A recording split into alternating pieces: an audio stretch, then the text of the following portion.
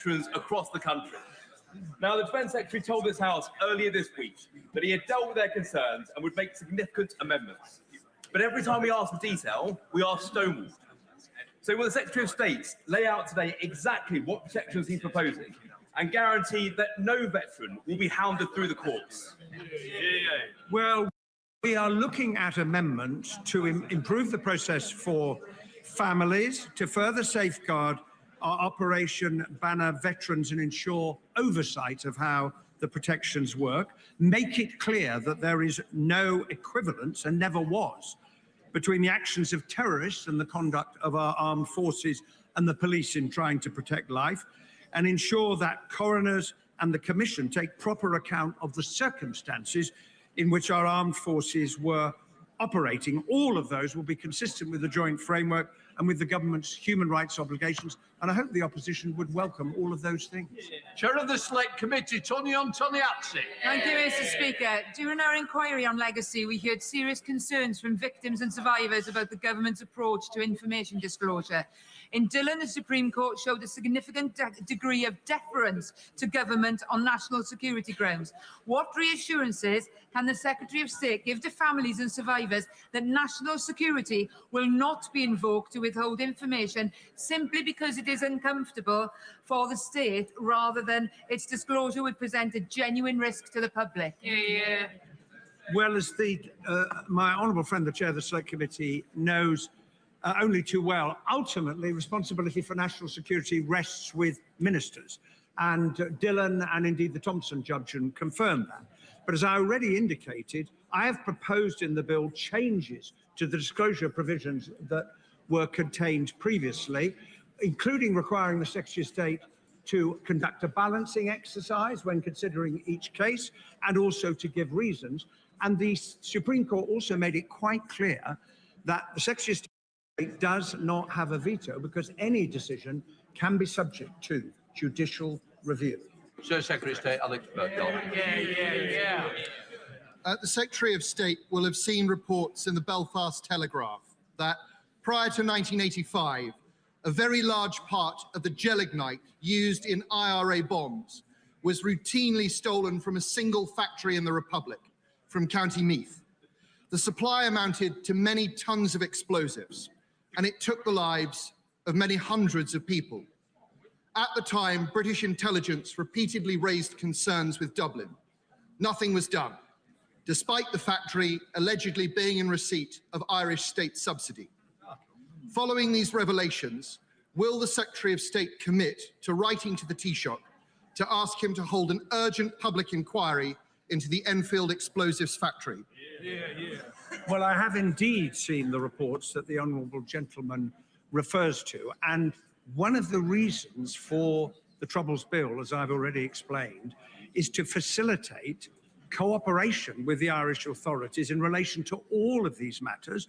We cannot undo the past, but what we can do is to provide information for those whose lives were lost as a result of the use of those explosives, by full cooperation taking place between the Irish authorities and the Legacy Commission. We require the bill in order to make that happen.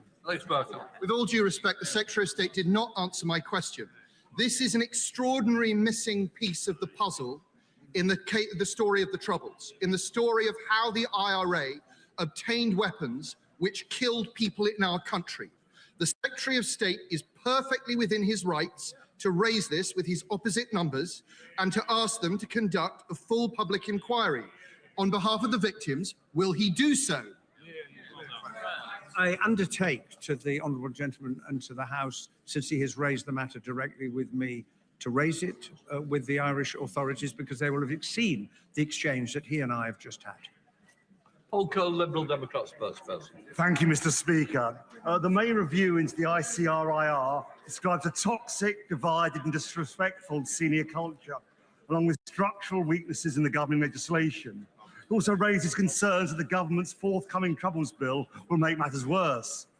However, in his response to the review, the Secretary of State appeared to suggest it's simply up to the ICRIR to sort this out, even though the ICRIR is sponsored by his department The review was commissioned by his department, and his department is now legislating to rebadge the failing body as the Legacy Commission.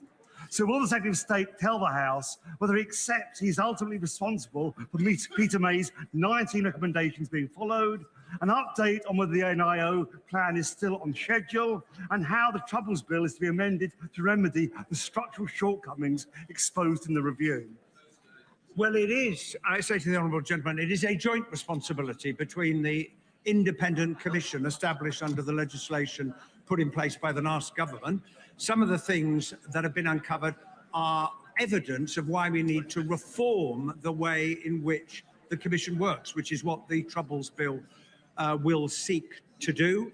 We have a joint plan that we are working on together. I've made my displeasure very clear to every single one of those who sit on the Legacy Commission board. It is not acceptable what was found, but we also have to acknowledge the report also said there's a lot of committed staff and nothing must get in the way of them carrying on with their work to find answers for families.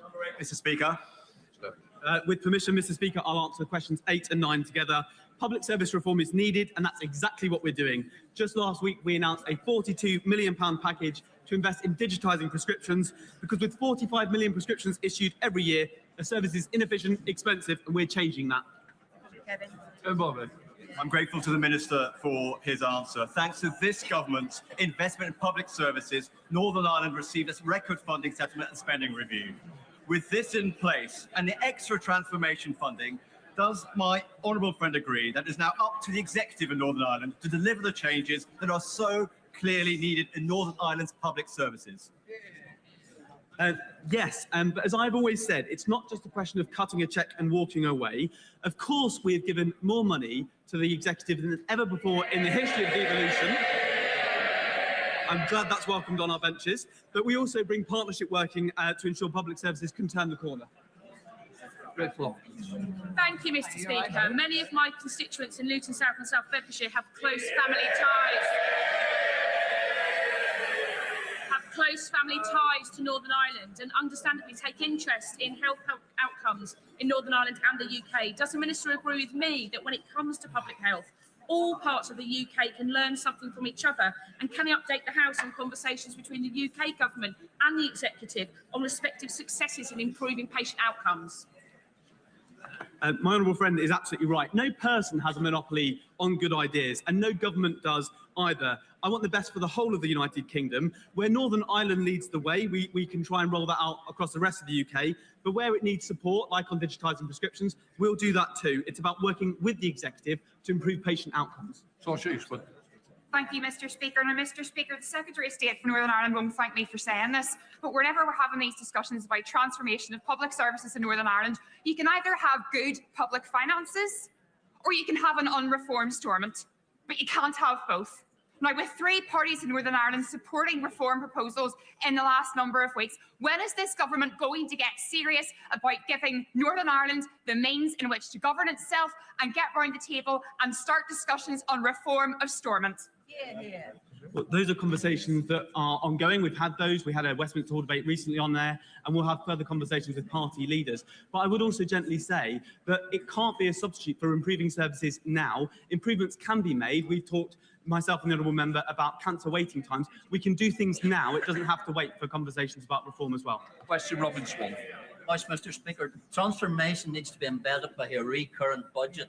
We're 3 months into this financial year in the Northern Ireland political speed. We still don't have a recurrent budget. So what steps is the Northern Ireland office taking to bring about a recurrent financial budget in Northern Ireland?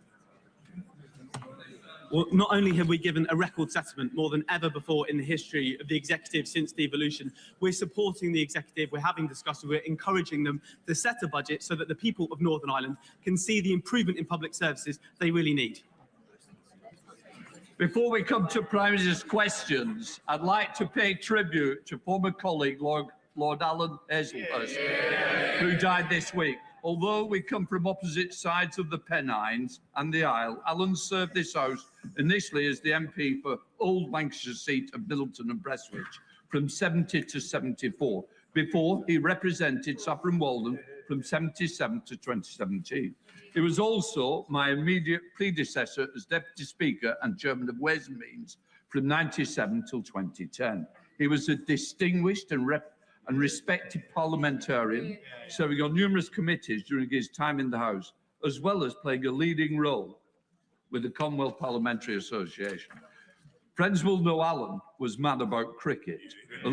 Along my father Doug, they were prominent and long-serving officers of the all-party parliamentary group on cricket. And I know Alan took his passion to the next level with his many novels about the sport.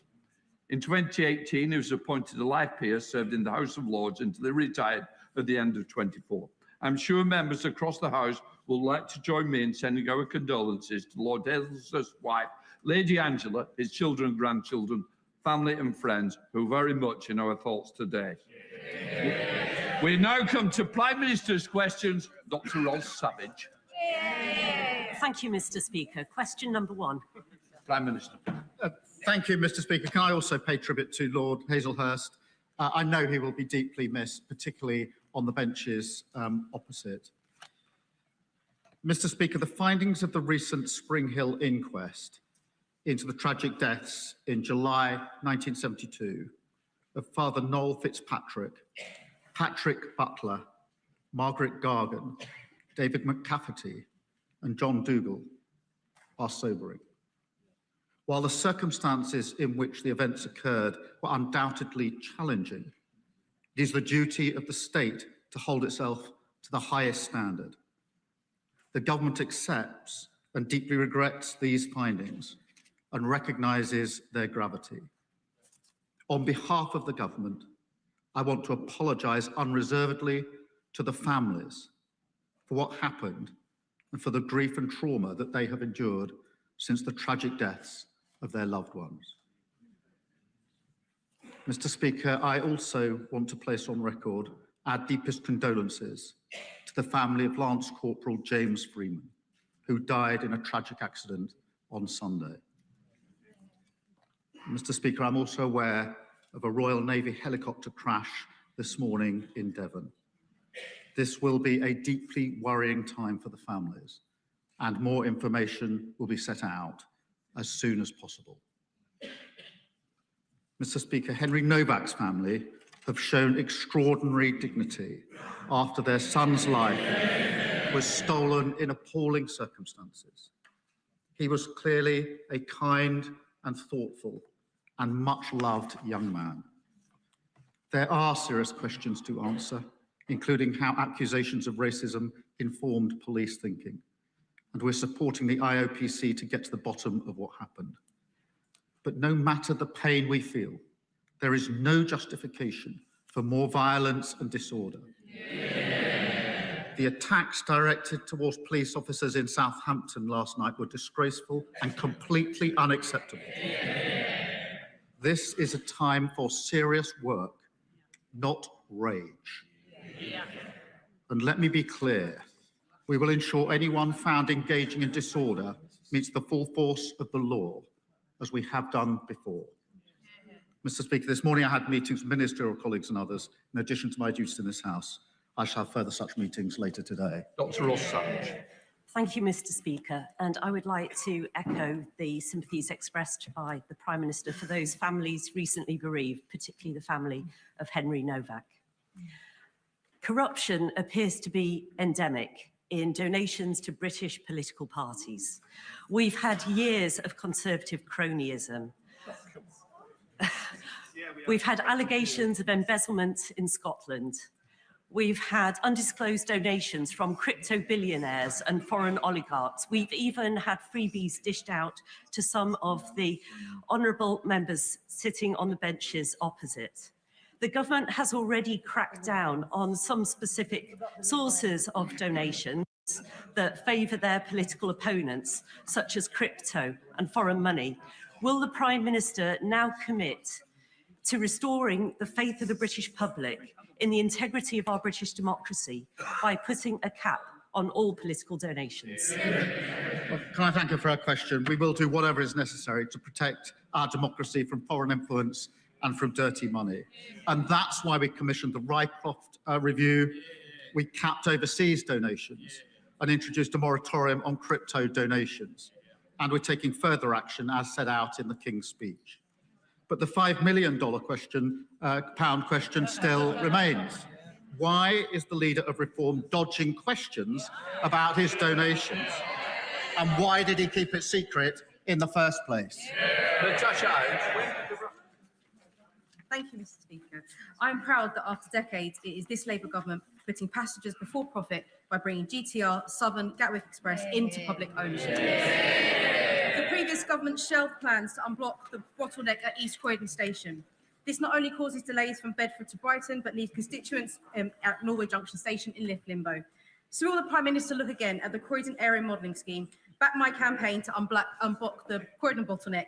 And does he agree with me that by bringing our railways back into public hands, it is this government that is getting us back on track? Well, can I commend her campaign to address the Croydon bottleneck? The last government cancelled work to address this. We will carefully consider the case for upgrades, including step-free access at Norwood. I'm proud that her constituents are travelling on rail services that are now back in public ownership and benefiting from the first freeze in rail fares for 30 years. Labour government transforming our railways and building a fairer Britain. Come to the Leader of the Opposition, Kemi Benno. Mr. Speaker, can I echo the Prime Minister's words on Lance Corporal James Freeman and also about the Royal Navy helicopter crash in Devon? I also want to share my deepest condolences to the family and friends of Henry Novak. The circumstances around Henry's wrongful arrest and tragic murder must be a wake-up call to the entire country and our institutions that every life matters. And it is the responsibility of everyone in this House to bring people together, not divide them. Mr. Speaker, with your permission, I would also like to take this opportunity to pay tribute to Sir Alan Hazelhurst, Lord Hazelhurst, who died on Monday. Sir Alan served Parliament for over 50 years, 8 of them in the Lords, 40 years as my predecessor as MP for Saffron Walden. And from 1970 to 1974, he was also the Member of Parliament for Middleton and Prestwich. He was respected on all sides of this House, elected multiple times as your predecessor, Deputy Speaker, before he concluded in the other place. Apart from serving his constituents, his greatest passion in Parliament and perhaps in life was, as you said, cricket. He was chairman of the all-party parliamentary group for cricket, a role which he encouraged me to take up and which I graciously declined, telling him I knew absolutely nothing about cricket. But I think colleagues should know that the reason Sky Sports can be found on the parliamentary TV network is because of Sir Alan's intense lobbying. There is so much to say, but I think just letting everyone know that he was a good and kind man, and he will be very much missed. My thoughts are with his wife, Angela, and his children, Mark, David, and Emma, and his grandchildren. So, Mr. Speaker, can I ask the Prime Minister, by how much has the welfare bill risen since he came to office? Mr. Speaker, can I just first thank her for her approach and her tone in relation to the Henry Novak tragic case. In relation to welfare, Mr. Speaker, as she knows, we inherited a broken system from the party opposite, and we are now improving that system. Delivering a youth guarantee, rolling out 300,000 work experience placements, and commissioned Alan Milburn's review into youth unemployment. They're the steps that we were taken. As she will know, the number on welfare went up hugely on their watch, as did the cost under the Shadow Chancellor. Mr. Speaker, the Prime Minister doesn't seem to know the answer, so let me tell him. Benefits alone have risen by £20 billion since he came to office. The Prime Minister has promised welfare reforms, we heard him say it just now, so can he tell the House why was there no bill in the King's speech to reform welfare? Well, Mr. Speaker, welfare reform is balancing universal credit so it no longer pushes people away from work. That's what we're doing. They voted against it. Welfare reform is introducing a right to try to incentivise people to take up opportunities. That's what we're doing. They voted against it. Welfare reform is providing record funding on apprenticeships. That's what we're doing. Apprenticeship starts fell by 40% on their watch. And she talks about the welfare bill. It soared to £88 billion, by £88 billion on their watch. Nearly 3 million people were written off. Face-to-face assessments collapsed because of the contracts they agreed. And the person who signed off those contracts was the Shadow Chancellor. Mr. Speaker, we need to bring down the benefits bill. He complains about the Shadow Chancellor. The bill went up because of the pandemic. And even then, Mr. Speaker, even then, they were asking us to spend more. It's not the Shadow Chancellor who's the problem, it's the actual Chancellor. She's not even here in her place. It is the actual Chancellor. Mr. Speaker, the reason why there is no welfare bill is because the Prime Minister has given up. And he's given up because they have given up on him. On Sunday, the Welfare Secretary was asked 12 times on national radio if he would make cuts to the benefits bill. And 12 times he could not answer. So I will ask the Prime Minister, is he going to cut the benefits bill? Mr. Speaker, all the measures we're doing to reform welfare, all the measures we're taking to get young people into work are measures to reduce the cost and the numbers of people who are unemployed. And Mr. Speaker, that's why we've introduced the youth guarantee, so that young people can have help into work, that they can then, after 18 months, if they haven't got a job, be given a job for 6 months, supported, which we know is the best way to ensure that they succeed as we go forward. That is the change that we're making, Mr. Speaker. But they introduced the system that is broken. We're reforming it. Did they vote to reform it with us? No, they voted to keep the broken system. Mr. Speaker, the Prime Minister keeps saying he's bringing in welfare reforms. None of those things are going to cut the bill. Even his own Tim's review explicitly says, this is their review, this is in the terms of reference, explicitly says this is not about generating proposals for further savings. He had a chance to cut benefits. Last year, I remember they were planning to cut benefits, and on the floor of this House, they U-turned. What did he do when he had a chance? He caved. He caved to all these MPs behind him who don't want benefits brought down. That's why they're sitting silently behind him.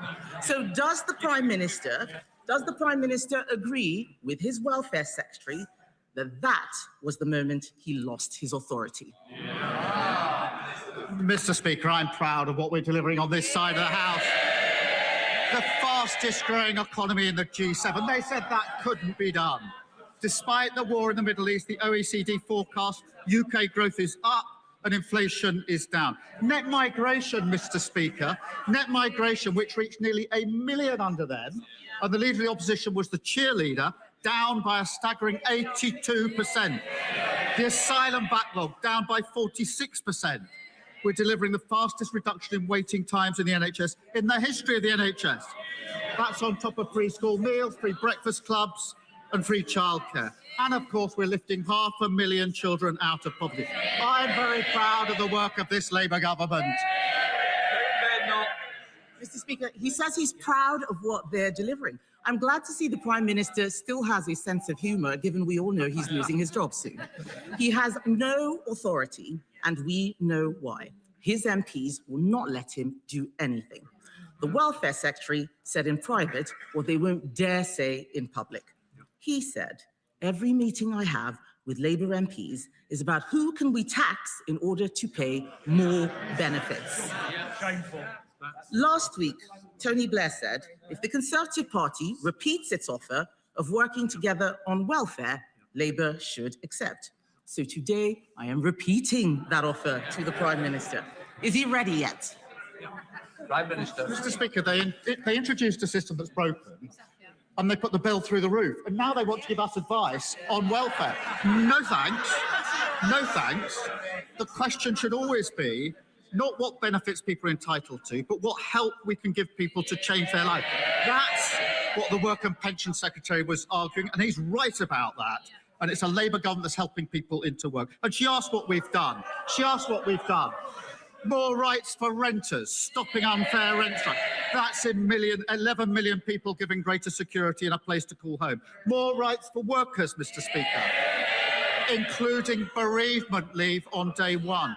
Ask anyone who's lost someone and they'll tell you just how important it is to have bereavement leave and lifting 500,000 children out of poverty. We often say in this House that every child should go as far as their talent or ability will take them. It does not happen if they're growing up in poverty. And the party opposite have fought us every turn. I'm proud of what we're delivering. There's much more to do. Mr. Speaker, the truth is, unemployment has risen every single month since they came into office. You can listen to their chairs get weaker and thinner with every passing moment. The fact is, despite his huge majority, the Prime Minister doesn't have the votes to reform welfare. There is a solution, a Conservative solution. Benefits bill down. Oh! Mr. Speaker, they're all jeering now. I don't know why they're supporting him. He is more than happy to release all their text messages while all of his has disappeared.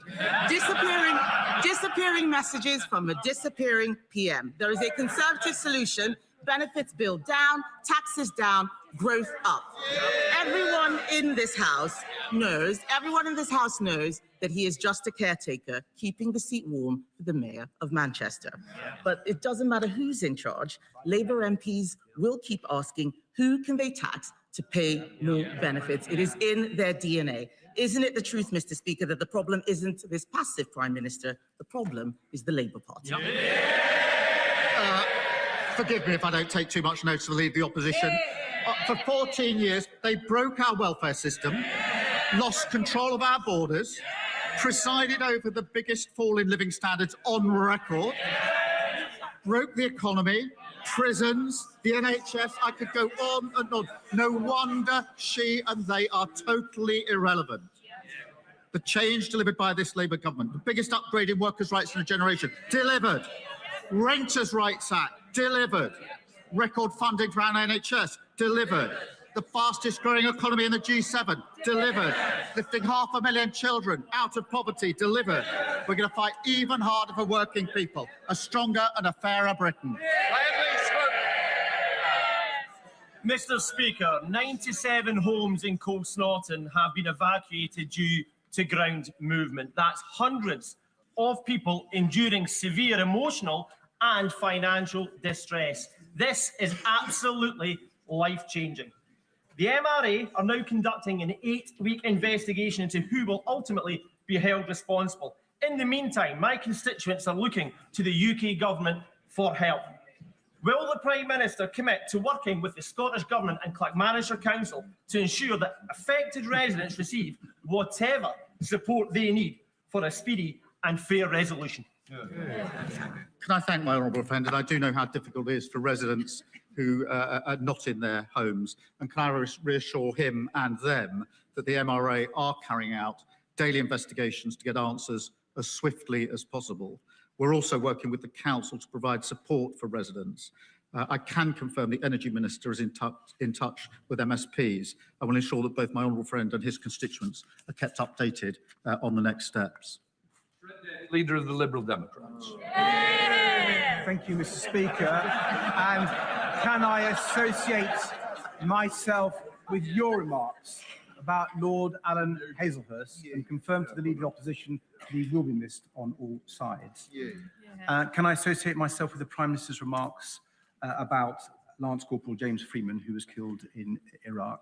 Our thoughts are with the family and the unit. And can I also offer our thoughts and prayers to the family and friends of the 17 people who tragically drowned during the recent heatwave, many of them children. Mr. Speaker, the murder of Henry Novak was an evil crime made much worse by the lies of the killer and the police response. The investigation must uncover all things that went wrong, and all police forces must act on its Conclusions. Outside court, Henry's father made a powerful plea that his son's murder should not be used to create further division, but should be used to treat knife crime as a national emergency.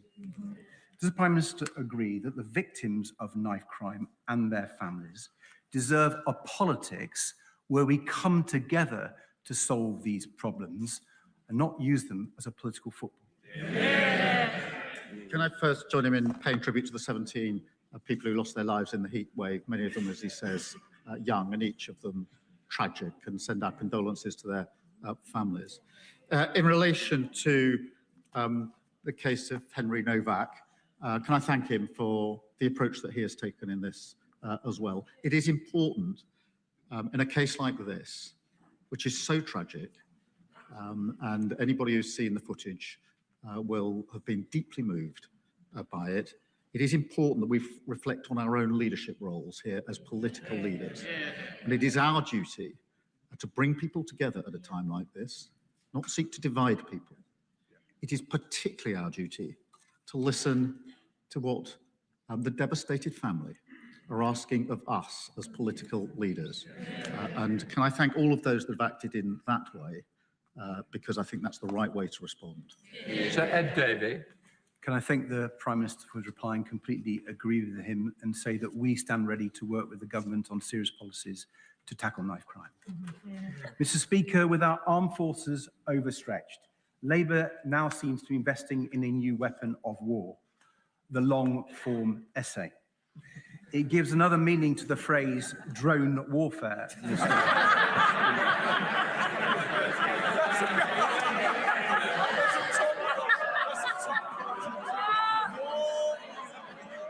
Tony Blair says the UK should suck up to Donald Trump, kowtow to US tech barons, and go slow on Europe. The Prime Minister must be grateful for this rare endorsement of his agenda. Blair also claims that the sensible people aren't radical and the radical people aren't sensible. Is the Prime Minister concerned that unless he changes course, he will be remembered for being neither radical nor sensible? Well, he rather spoiled what was quite a good gag. Mr. Speaker, I have to. I'm surprised he hasn't done more to welcome the savings we're delivering for family fun days out this summer. I really thought that he would have been delighted at the cheaper tickets for soft play. The country is united in its horror at the tragic death of Henry Novak. And would the Prime Minister once again join me in paying tribute to the courage of Henry's family in the face of this tragedy? And will he also join me in calling for the recognition of the serious mistakes made by the police, and that we must learn from those mistakes so that no family may face this tragedy again? Well, can I thank him for raising this really important case? And my thoughts are with Henry's family. I'm sure the thoughts of the whole House and the whole country. I have watched the body cam footage, as others will have done. I found it really hard.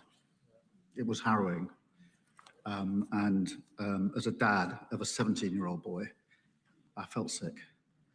I can only imagine how devastated his family are. It is extremely moving.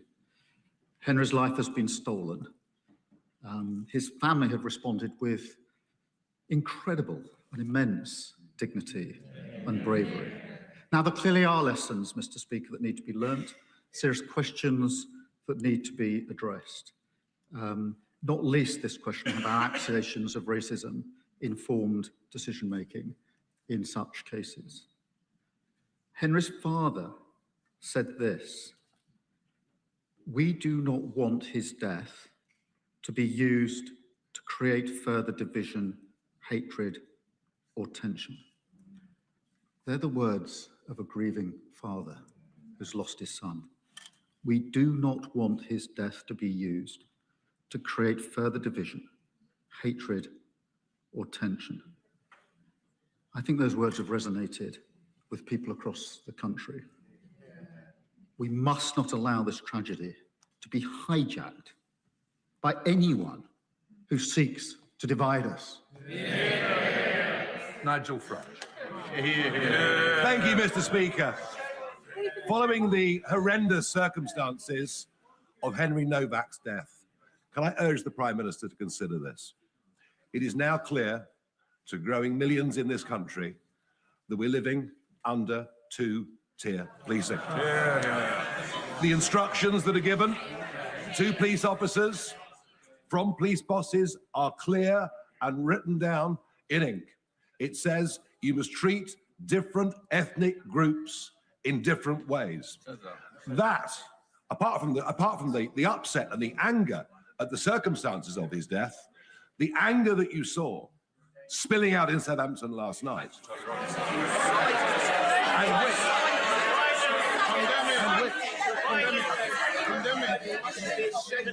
and which is in danger, which is in danger of getting considerably worse, because if the public lose trust, if the public lose trust in being treated fairly by the police, can he take some action, end this divisive practice of two-tier policing, and make sure that all British citizens are treated the same? Mr. Speaker, I don't believe there's two-tier policing in this country. I'm really shocked that he pretends to have respect for Henry's family and then acts in this way. They are a grieving family. Mr. Brash, please. It's a very important question. I want to hear the Prime Minister. If you want to carry on, go outside, please, Prime Minister. The grieving family have asked us not to respond in the way that the Leader of Reform has responded. They've asked us not to. They have lost their son in the most appalling circumstance. They make a simple plea of us as human beings to please not exploit that. That is their plea to us. We all need to reflect on those words of Henry's father. My response, and the response of others, to be fair, has been focused on the lessons to be learned so we can deliver justice. His response has been to appeal for rage. Rage. That's his response to a father who's lost his son, and ask for that not to happen. Exploiting this tragedy to create grievance and division would be wrong in any circumstances, but to do it when the family are expressly saying, please don't, is unforgivable. It shows exactly who he is.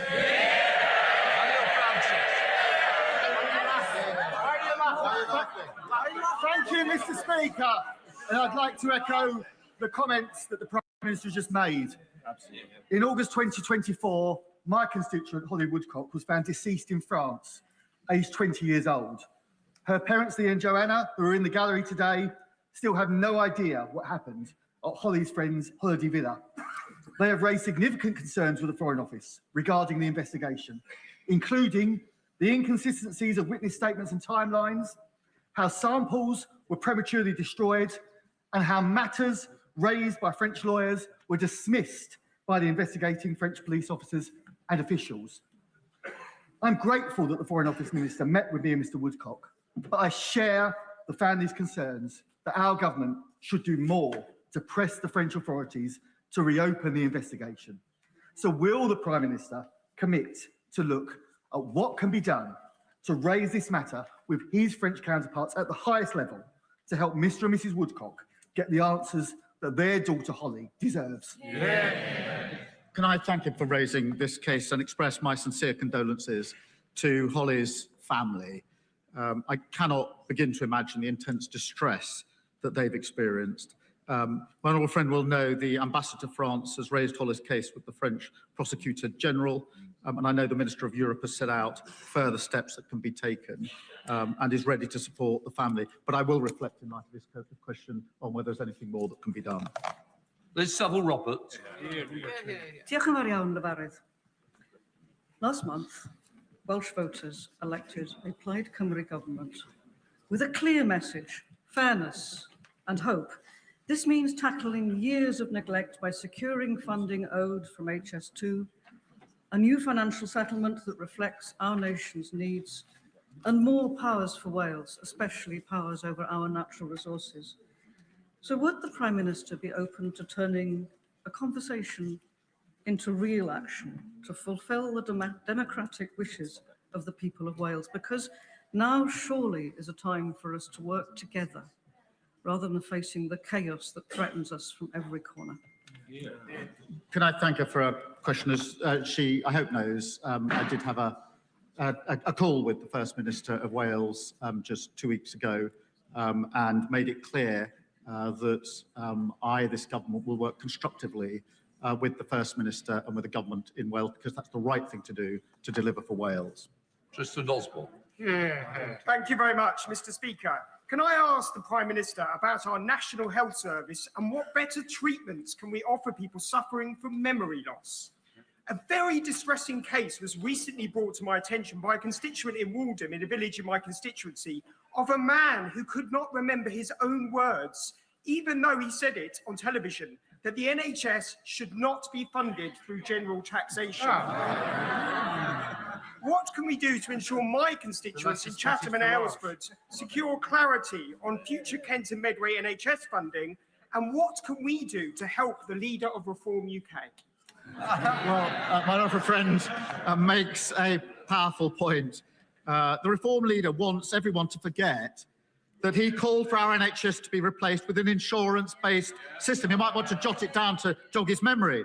And then he said that if people can pay, they should pay for NHS treatment. So we can help him by jotting his memory here. You cannot trust reform with our NHS. The only way to protect it is to vote Labour. Rosie Duffield. Thank you, Mr. Speaker. This week, Tom Carriage and UK Hospitality launched their That's the Problem campaign.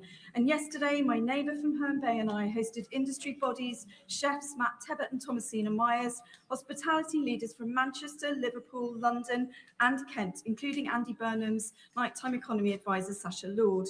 All agree with campaigners such as Andy Lennox that the UK's rate of 20% of VAT in hospitality is killing businesses daily. Does the Prime Minister agree that that's the problem? And will he match his candidate in Makerfield's pledge to slash VAT in line with the rest of the EU? Can I thank her for her question and recognise the challenges that she identifies? But that is why we're permanently lowering business rates for retail, hospitality and leisure businesses. Every pub will get 15% off its new business rates bill, and bills will be frozen in real terms for a further 2 years. In relation to VAT, she'll see that we are supporting, by cutting VAT on children's meals in restaurants, particularly over the summer period, with the savings that were set out 2 weeks ago by the Chancellor. Linda Just. Thank you, Mr. Speaker.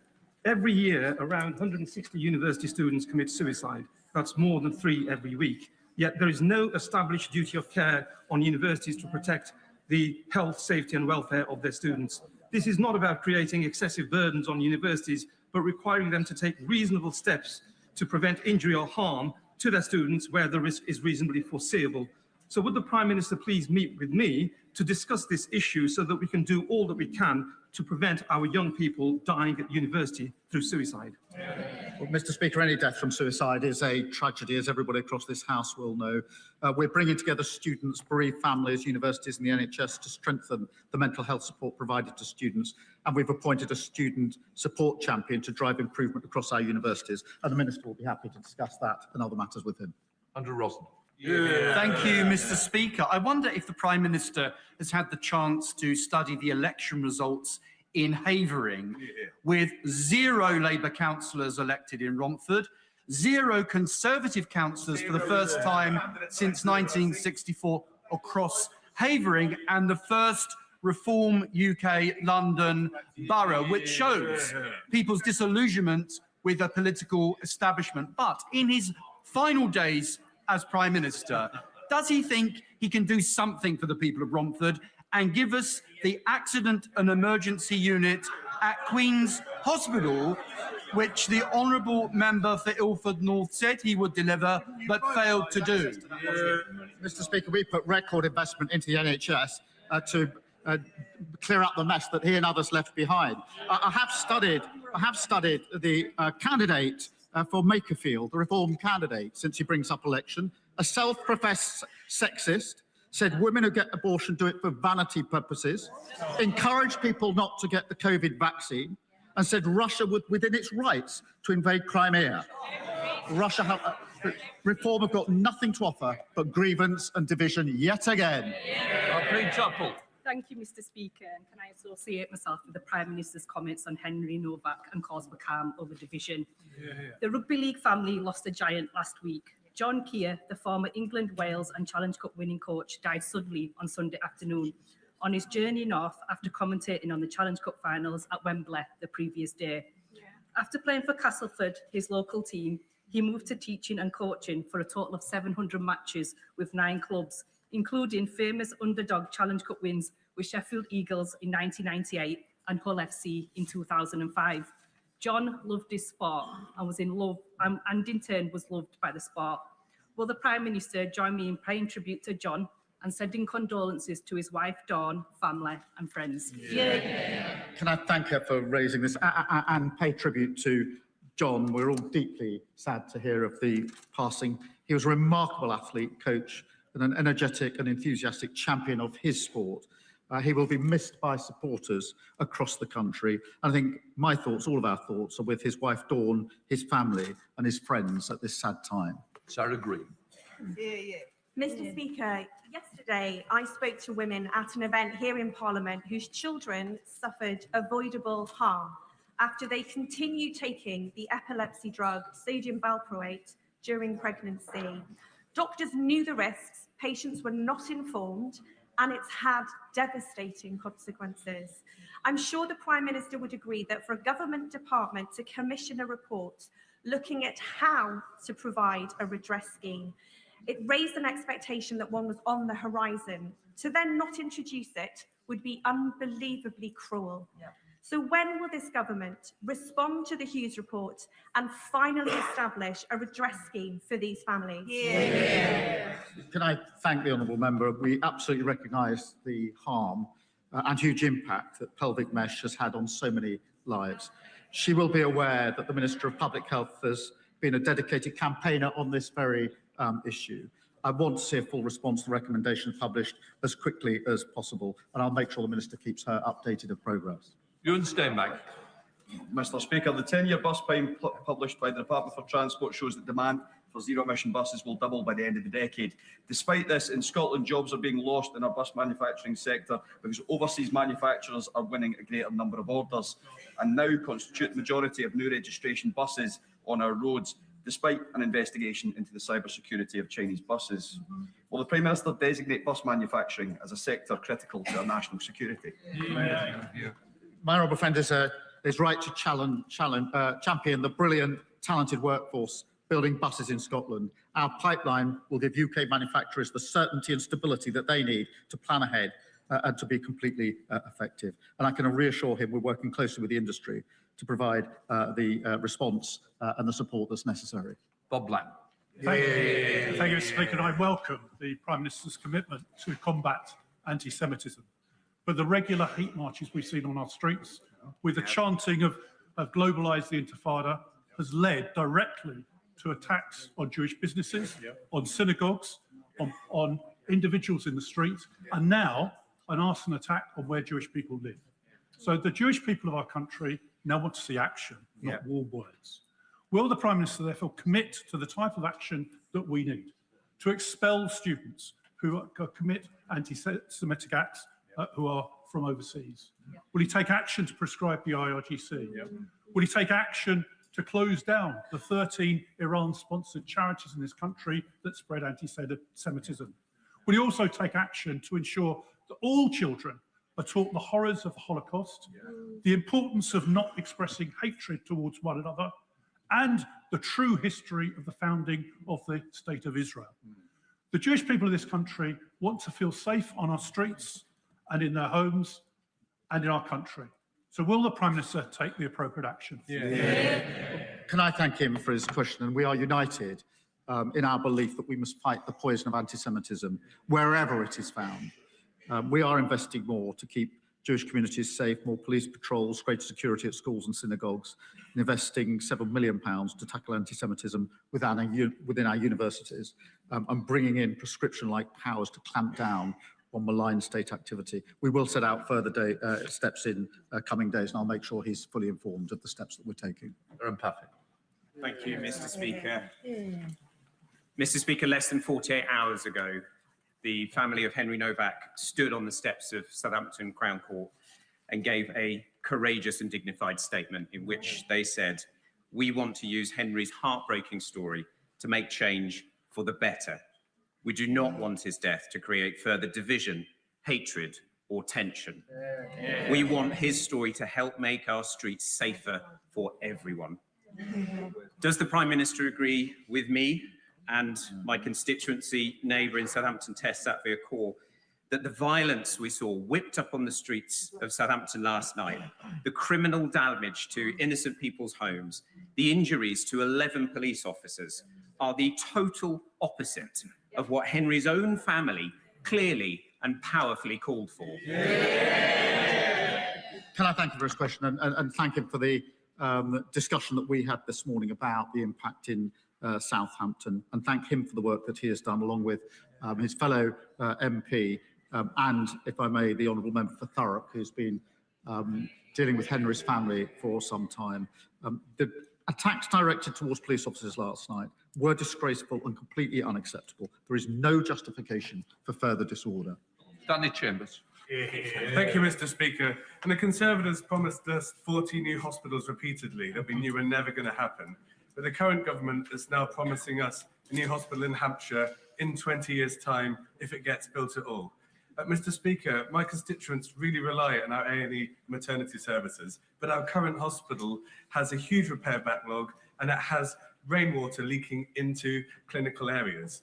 Will the Prime Minister please break this cycle of governing parties promising us hypothetical hospitals and simply commit to fixing our actual hospital in Winchester? Can I thank him for his question? I recall he raised this with me, I think, previously at Prime Minister's questions.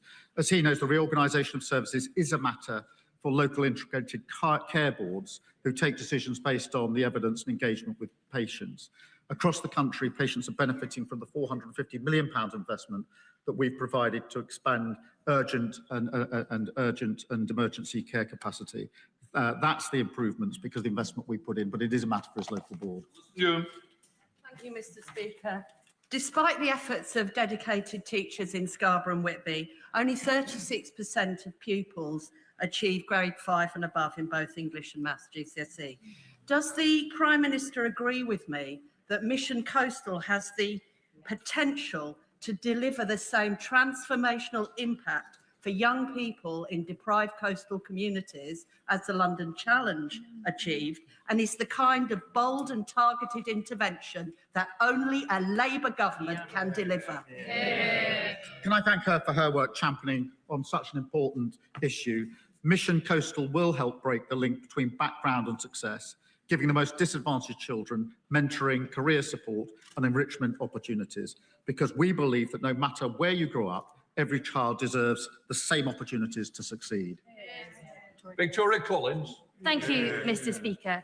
This government's top-down housing targets, which are about to almost double in my constituency, mean communities like Redbourne and Tring are about to see huge-scale development while infrastructure is bursting at the seams. But while a supposedly affordable new build in my patch is more than £500,000. So no wonder Hannah, one of my sixth formers, says she can never dream of buying a new home and have to leave the place where she grew up. So will the Prime Minister urgently review these targets and come and speak to Hannah and our constituents, see how the targets, these top-down targets, are not delivering the affordable homes, the services we need, or protecting our precious land? Prime Minister, please.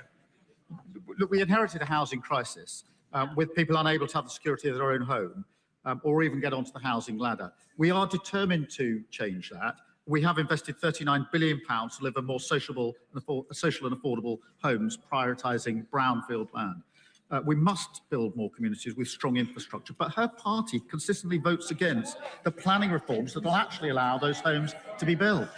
Final question, Colin Bailey. Thank you, Mr. Speaker. Yesterday, the Health Secretary confirmed that all eligible black men will be invited to the Transform trial. As chair of the Prostate Cancer APPG, I welcome this vital step towards screening for this terrible disease, for which black men have doubled risk for both diagnosis and death, something which Reform have responded to with nothing but divisive weasel words and rage baiting. Does the Prime Minister agree with me that our NHS was founded by Labour to be there for everyone equally, and when there is a proven higher risk, targeting support is equality? Can I thank him for his work as chair of the Prostate Cancer APPG? This programme is England's first targeted cancer screening programme. We're also funding a major expansion of research and treatment backed by £20 million to help men at the highest risk. We are determined to improve cancer care, and more cancer patients are now being diagnosed on time thanks to Labour's decisions. But of course, there's more to do. Let the front benches change over. Didn't ask a question, so questions come after statements. You didn't ask a question, though. I don't know. So they come afterwards. They come after statements and new cues.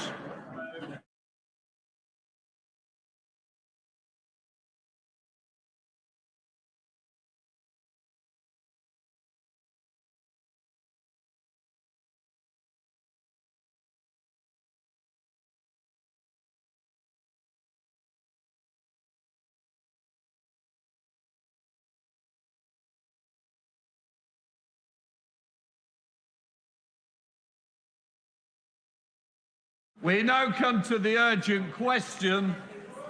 Sir Roger Gale. Thank you, Mr. Speaker. I am most grateful. Mr. Speaker, would the Secretary of State for the Environment make a statement following the disruption of water supplies throughout the area served by South East Water during the spring recess? Thank you, Mr. Speaker, and thank you to Sir Roger for asking this question. And I'd like to update the House on the water supply disruption in Kent. I'd like to begin by expressing my sympathy for those affected by this disruption. Being without water is distressing at any time, but particularly during a period of hot weather and school revision and examinations. This is now the third major outage affecting South East Water customers in recent months, and it is simply not acceptable. South East Water reported that thousands of customers were impacted by supply disruptions over the course of the incident, and I am pleased that normal water supply has now been restored. I met with the interim chair and senior operational staff twice during the course of the incident, including on Sunday this weekend, and the deputy met with them daily to hold them to account for this incident and requested that they set out how they will compensate customers for this by the end of this week. Water supply disruption causes significant cost to businesses and impacts the most vulnerable in society. I've heard of a 100-year-old lady without water and a care home in Cranbrook using wet wipes to keep their residents clean. This is simply unacceptable, and the company must take urgent action. I'd like to thank all those working in the Kent Local Resilience Forum, the local authorities, the health and social care partners, and civil servants in MHCLG and DEFRA for their hard work to support those affected. I'm also grateful to operational staff and volunteers who worked on the ground to restore water supplies and provide alternative water. A reliable supply of clean water is one of the fundamental foundations of a healthy, functioning society. The situation demands further bold action to deliver fundamental long-term reform, and that's why we're delivering whole-scale reform to the water sector. Through our Clean Water Bill, we will create a new single powerful regulator, giving us for the first time a clear system-wide view of company performance and the tools to intervene more quickly when companies fall short. We'll put consumers first by introducing a water ombudsman, ensuring customers have a stronger voice and clearer routes to redress. We've already passed the Water Special Measures Act, which introduced the toughest Centrelink powers ever applied to law-breaking water company executives and introduced powers to ban unjustified bonuses. It is vital that South East Water and all water companies deliver on improvements to their infrastructure, but most of all, They must continue to improve their ability to maintain water supplies to their customers, whatever the weather. We now come to Sir Roger Gale. Thank you, Mr. Speaker. Can I thank the Minister for her obvious and genuine concern and for the measures that she sought to take? Can I join her in thanking the very many organisations that sought to help us through this problem? And I include in that employees on the ground of South East Water. Mr. Speaker, you know that thousands of people in Herne Bay, in my constituency, and more thousands of people in Whitstable, in the constituency represented by my honourable friend, the member for Canterbury, were left without water during the 4 hottest days of the year so far. That is totally inexcusable and totally unacceptable. Not only were households disrupted, but at the very time when they should have been having a glorious start to their season, guest houses, hotels, restaurants, pubs were shut. Care homes had frightful problems. A doctor's surgery lost its consultations because they didn't have water. There is no quick fix to this. The Broad Oak Reservoir should have been built 50 years ago. It'll take 10 years if we start tomorrow. But we have to try to make sure that in the coming months, because there will be more hot weather, this doesn't happen for a 5th time across Kent. And Mr. Speaker, finally, could I say that I do believe that the water companies face a very real problem in the regulations as they stand. They are required by law to connect every new house to a supply. They are not consultees in planning applications. We have to correct that. They have to be given a voice because they cannot spirit water out of thin air. Yeah, well done. Emma Harding, Minister. I thank the right honourable gentleman and share his outrage at the situation. And he's quite right to say that one of the answers is the reservoir. And he's quite right to say that it's going to take a long time in which to build it. But it's not just the reservoirs, it's the desalination plants. But it's also they need to do more urgent action on tackling leakage. Too much of the water that is produced is lost through leakage. We're also sort of looking across government at building standards for new homes. How can we make homes more water efficient? Because this is a big problem. And one of the things I hope which will offer him some reassurances, NISTA have been doing some work around mapping to identify areas of the country where we have more acute water shortage problems to look at what we need to resolve it. One of the things I was saying to the company is like, what are the actions you can take now? There's no excuse for their poor communication.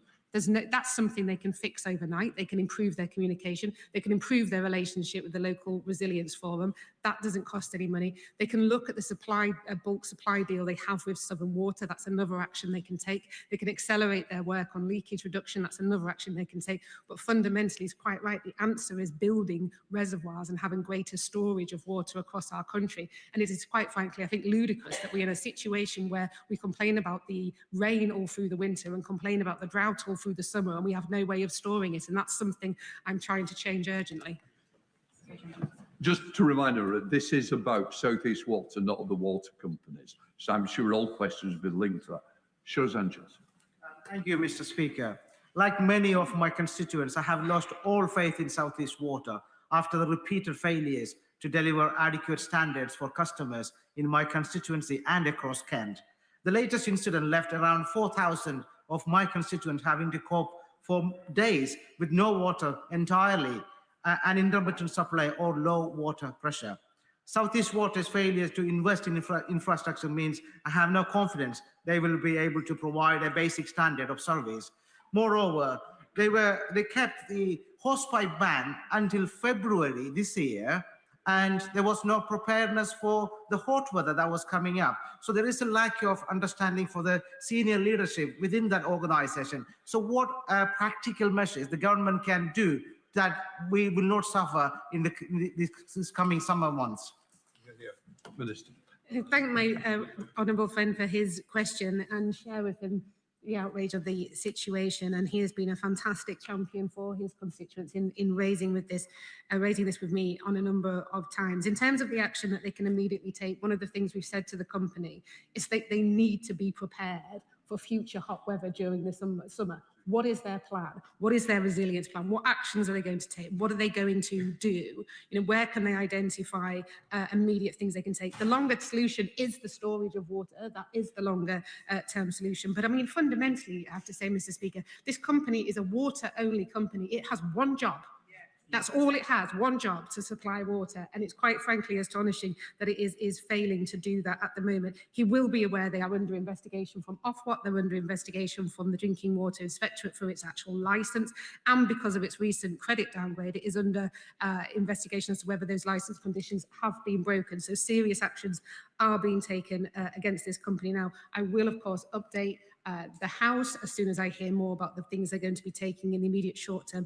And just also to mention that the CEO has offered his resignation. The chair has already resigned. There is an interim chair and the CEO is currently there while they're looking to replace him with somebody else. Shadow Minister Dr. Neil Hudson. Thank you, Mr. Speaker, and thank you for granting this urgent question from my right honourable friend, the member for Herne Bay and Sandwich. And can I thank the Minister for her approach and engagement with this vital issue. It is deeply regrettable, Mr. Speaker, that we are here yet again with unacceptable outages from South East Water following the events back in December and January. The shortage of water supply in Kent in these hot conditions has had terrible impact on the local communities. Homes have been without water supply, schools and businesses impacted, farmers and horse owners again fearing not having enough water for their livestock. Local residents have lost confidence in their water supply and are switching to bottled water. That simply is outrageous. These repeated failures are simply not good enough from South East Water. We have heard repeated accounts about poor communication and logistics from South East Water, including difficulties in accessibility to collect bottled water, compromising vulnerable residents. Can the Minister please provide guidance on what is being done to ensure that people can reliably, moving forward, access adequate supply, particularly vulnerable households? And what is being done to ensure vital healthcare delivery can continue uninterrupted? And in these hot conditions, what measures can be put in place so that farmers and horse owners will have enough water for their livestock? What meetings has the Minister had with South East Water, Ofwat, the Drinking Water Inspectorate, local resilience fora and affected councils since this latest disruption? Mr. Speaker, we've seen resignations at the top of South East Water, but we are yet to see any change in performance. What enforcement action is being considered against South East Water if it is found again to have failed its statutory duties? And what investment has South East Water committed to improve resilience in Kent, Sussex and other areas? And how will ministers ensure that it's delivered? Does the government accept that repeated water outages are unacceptable? And what steps will ministers take to support people in South East Water's area so that they will not face yet another period of interrupted supply? I thank the official spokesperson. On the issue of farms, they did, after the last situation, which was raised with me, I think, by the Honourable Lady and yourself, about access for livestock. So this time they did make deliveries of alternative water to farms across the region during the incident. So that's what I've been informed. But obviously, if there's intelligence otherwise, I'm keen to learn and understand that. And they had said they continue to monitor farms at risk areas. On the issue of vulnerable customers, this continues to be a challenge. So one of the things I've been talking to the Cabinet Office around is there a way that we can share more accurate information and data? Because what the water companies say is keeping their priority register up to date is quite challenging, because sometimes people fall in and out of being vulnerable, classified as vulnerable. For example, a lady who's pregnant is classified as vulnerable and needing water, but obviously when she's had the baby, she's no longer classified as being vulnerable in the same way. So how can we maintain accurate records of who's vulnerable and who would need additional water? So I'm having those conversations with the Cabinet Office around, is there a way to share data, but bearing in mind it's sensitive about sharing information, so there's always a complication there. So one thing I would ask all colleagues to do, if we can try and encourage all of our constituents to self-identify through the priority services register if they're classified as vulnerable, so that they can get the expected water. I've met with the interim chair, and we had a more productive conversation, and she is keen to reset relationship. She wants to sort of meet the MPs in the area, to talk to them. She's committed to sort of rebuilding a relationship with the local resilience forum and how they can improve communication. To be fair to her, I think she's been there a few weeks, so this is very, very early on in her interim chairship. So I think there's something that we can work on and build on, because there are things they can do now around communications, and I'm quite concerned by him saying there was an accessibility problem around drinking water stations. In terms of who I've obviously met with the new chair, met with the senior people involved, meet regularly with the Drinking Water Inspectorate and Ofwat on this. There are live investigations following the last incident being held into the company at the moment, and this will continue. Thank you, Mr. Speaker. I'm grateful to my honourable friend for the way that she has approached this, and particularly the fact that she points out that South East Water has one job. However, unfortunately, they are accountable to their shareholders more than they are to the people who they are supposed to be serving. Can I make a suggestion, notwithstanding the reforms that the government has already put in place with regard to the water industry, suggesting that maybe in future, rather than simply fining these companies when they fail so catastrophically, taking that fine, the amount of that fine as stock in the company to be fully held by a locally convened water board, so that residents themselves have some form of control and accountability for the decisions that are made, because otherwise we are relying on extractive capitalism to destroy our water supply. Minister. My honourable friend makes a very powerful point, and I do want to highlight that in the white paper we did say in there that where water companies might want to transition to new ownership models, such as not-for-profit, for example, the regulator will develop a transparent process to assess whether that water company's requested move to the new model will go ahead. So we are looking at developing a transparent process if that is something that the water company might want to look at. But in terms of increasing the customer voice, which she's absolutely right about, on day one of this government coming into power, we announced new consumer boards for water companies.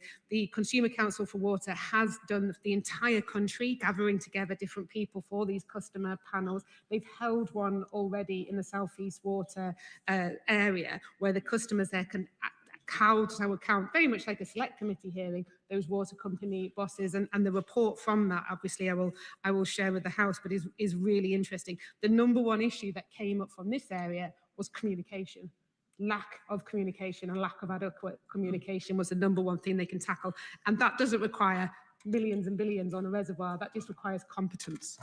Sarah Dyke, Liberal Democrat spokesperson. Mr. Speaker, leaving thousands of South East Water customers without access to drinking water has become a pattern of neglect, enabled by a water system that fails to hold water companies accountable for their actions, whether it be environmental destruction or consistent water disruptions. This situation is simply unacceptable, but the government's timid reforms do not rise to the scale of the challenge. We don't need more tinkering. We need a total structural overhaul. So given the repeated failures in water supply and sewage pollution seen in South East Water area and across the country, will the Minister back Liberal Democrat proposals for a mutually owned public benefit model for water companies, focusing investment on the environment, on customers and infrastructure, rather than lining the pockets of water company bosses like South East Water? Minister. Of course, South East Water is a water-only company, not a sewage company, and I think there's many things we can criticise them for, but sewage pollution is not one of them.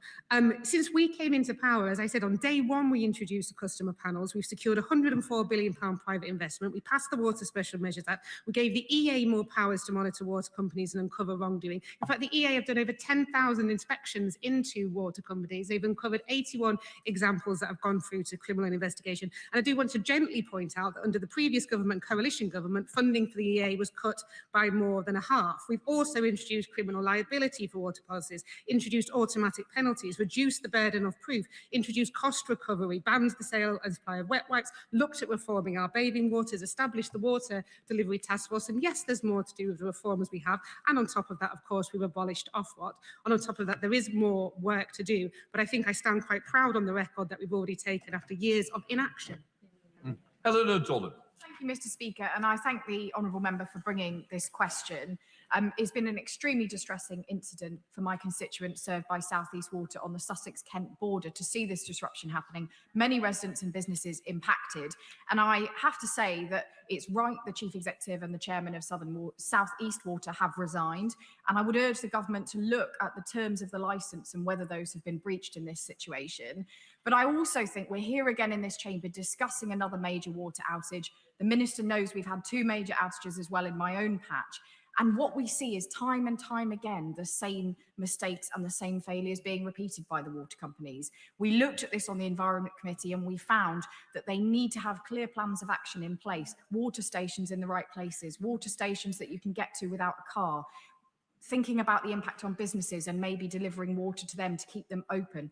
All of these things every time get forgotten. And so could I ask the Minister to actually instruct all water companies in the country to have detailed emergency response plans in place for every constituency in the country that they work with the local MPs on, because we are the people on Christmas Eve, as happened to me last year, who've got the vicar's mobile numbers, the head teacher's phone numbers, and can set up those water stations. But they need to do that planning before disaster strikes and people lose water. So I urge her to look at that. Minister. I thank the Honourable Lady. So in fact, the licence, they have actually broken their licence conditions at the moment because of their credit. They've been downgraded by Moody's credit rating agency because of their performance issues, which is in fact, I think, the first time a credit rating agency has downgraded a water company over performance rather than over insolvency. So they are currently in breach of their licence. They're also being investigated on their licence from the Drinking Water Inspectorate. It could be Ofwat. I will double check. Under the consumer duty, sorry, it is by Ofwat under the consumer duty for the fact that they've had supply outages in December and January. So that is happening right now. On the emergency response plans, yes, absolutely, they should have emergency response plans. Clearly, the emergency response plans that this company have are inadequate, which is why that we want to work with the local resilience forum and with the water company, with obviously with DEFRA officials as well, to make sure that they are improved before we have another short spell of hot weather. It's all good now. Thank you, Mr. Speaker. The Honourable Lady asked a very good question, which the Minister sort of touched upon, but I'm going to press her further because parts of Merryworth Platt and often in my own area were left not only without water, but without the support necessary for those who are most vulnerable until 2 fantastic councillors, Matt Borton and Sarah Hudson, both from East Peckham, really went in there and got into the fight with the water company to make sure the water station was set up. What planning can she help with to make sure that that infrastructure is put in place? Because the water companies have got away with it for far too long. In this case, South East Water, let's not beat around the bush, has been the worst run company that I've ever come across. And it's quite right that the leadership has gone. By the way, Mr. Speaker, there are quite a lot of companies I've come across, so that bar is set quite high. But she has extraordinary discretionary authority to corral and to coerce companies to act. Could she please look at bringing forward a task group within regional areas in order to make sure that their water plans are in place and their emergency plans are in place? Because otherwise we're going to have this again. I thank the gentleman for his thoughtful question. And of course, they do have a duty, they have a statutory duty to provide wholesome water. And if in the event that they can't, they must include provisions of alternative water supplies. These are set out in the Security and Emergency Measures Direction for 2022. So they have that statutory duty to actually plan and prepare. I think that's a really helpful suggestion. I would want them to be working with the LRF to sort of look at this, because, I mean, in this case, it was just a water supply issue, but often when we have incidences, potentially if it's flooding that takes out water supply, it's more than one issue happening at the same time. So I think it's important that they work really closely with the local resilience forum. And what I can commit to do is contacting the company and the local resilience forum to ensure that they have those plans in place, and also recommend that they speak to the local members of parliament about those plans to ensure that they are satisfactory, that they are felt to be satisfactory, and of course, the councils for the local resilience forum to make sure that they are ready for, what will be another potentially hot summer. Okay. Thank you, Mr. Speaker. Constituents of mine in Sittingbourne and Sheppey have been really worried and concerned as they've seen along the coast, Herne Bay and Whitstable, and residents there being deprived of their essential water supplies. I mean, it shouldn't have come as a shock. We know that there's been 15% extra usage of water during the heat wave the other week. But farmers in March and April were telling me locally that the water supplies were really, really low in the swales on Sheppey. But we've got more investment coming, and it's really chalk and cheese in my area in the Swale, where we've got Southern Water and Southeastern Water. Southeastern are absolutely dreadful, whereas, you know, on Sheppey, which is particularly vulnerable to water supply issues, we've got a new water main coming, you know, £4 million worth of investment there, and a massive new drainage system. It's really obvious the difference between these two companies. What I want to know from the Minister is, can she tell me how we're going to not just increase the amount of investment that's coming into the water system, but really deliver it at pace, and also how we can make sure that we don't have this postcode lottery in terms of whether you're going to get water or not, just because of the management of these firms. Minister. I thank my honourable friend. And the issue of farmers and water supply, I'm really keen to make it much easier for farmers to set up on-farm reservoirs. That's something I've heard repeatedly from farmers, that they find it difficult. So I want to kind of make that as simple as possible. I've spoken to too many farmers who tell me their frustration, particularly in the Suffolk area, where they say all winter we send all the water out into the sea, and then all summer we wish we had it back. So I want to do something about that.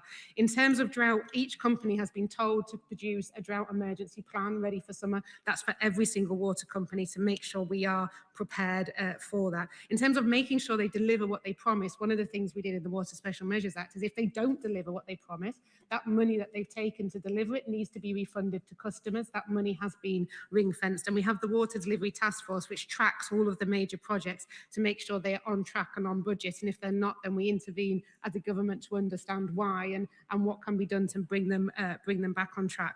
But you're quite right, we shouldn't have this situation where, because you live in a certain area, you're suffering a much poorer service than if you live somewhere else. So this is why we want to take a bit of grip on the delivery of projects that should be delivered, but also kind of make it easier for people living in this area to be able to hold on to the water during the winter, to make sure that they have it during the summer. Rosie Duffy. Mr. Speaker, and I'd like to thank the Minister, who's been engaged for a long time on this issue, and I know she really cares and talks to me and my neighbours. My neighbours and I just spend far too much of our time talking about the latest water shortages, and, you know, heat seems to equate to lack of water in the taps.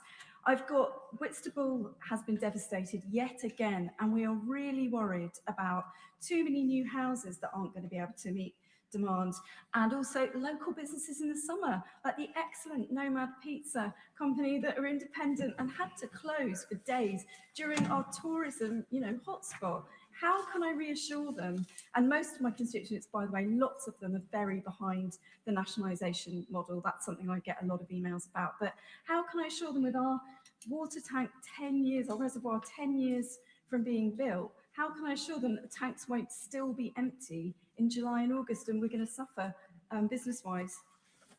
Minister. I thank my honourable friend, and that pizza business sounds great and definitely worth a visit in summer.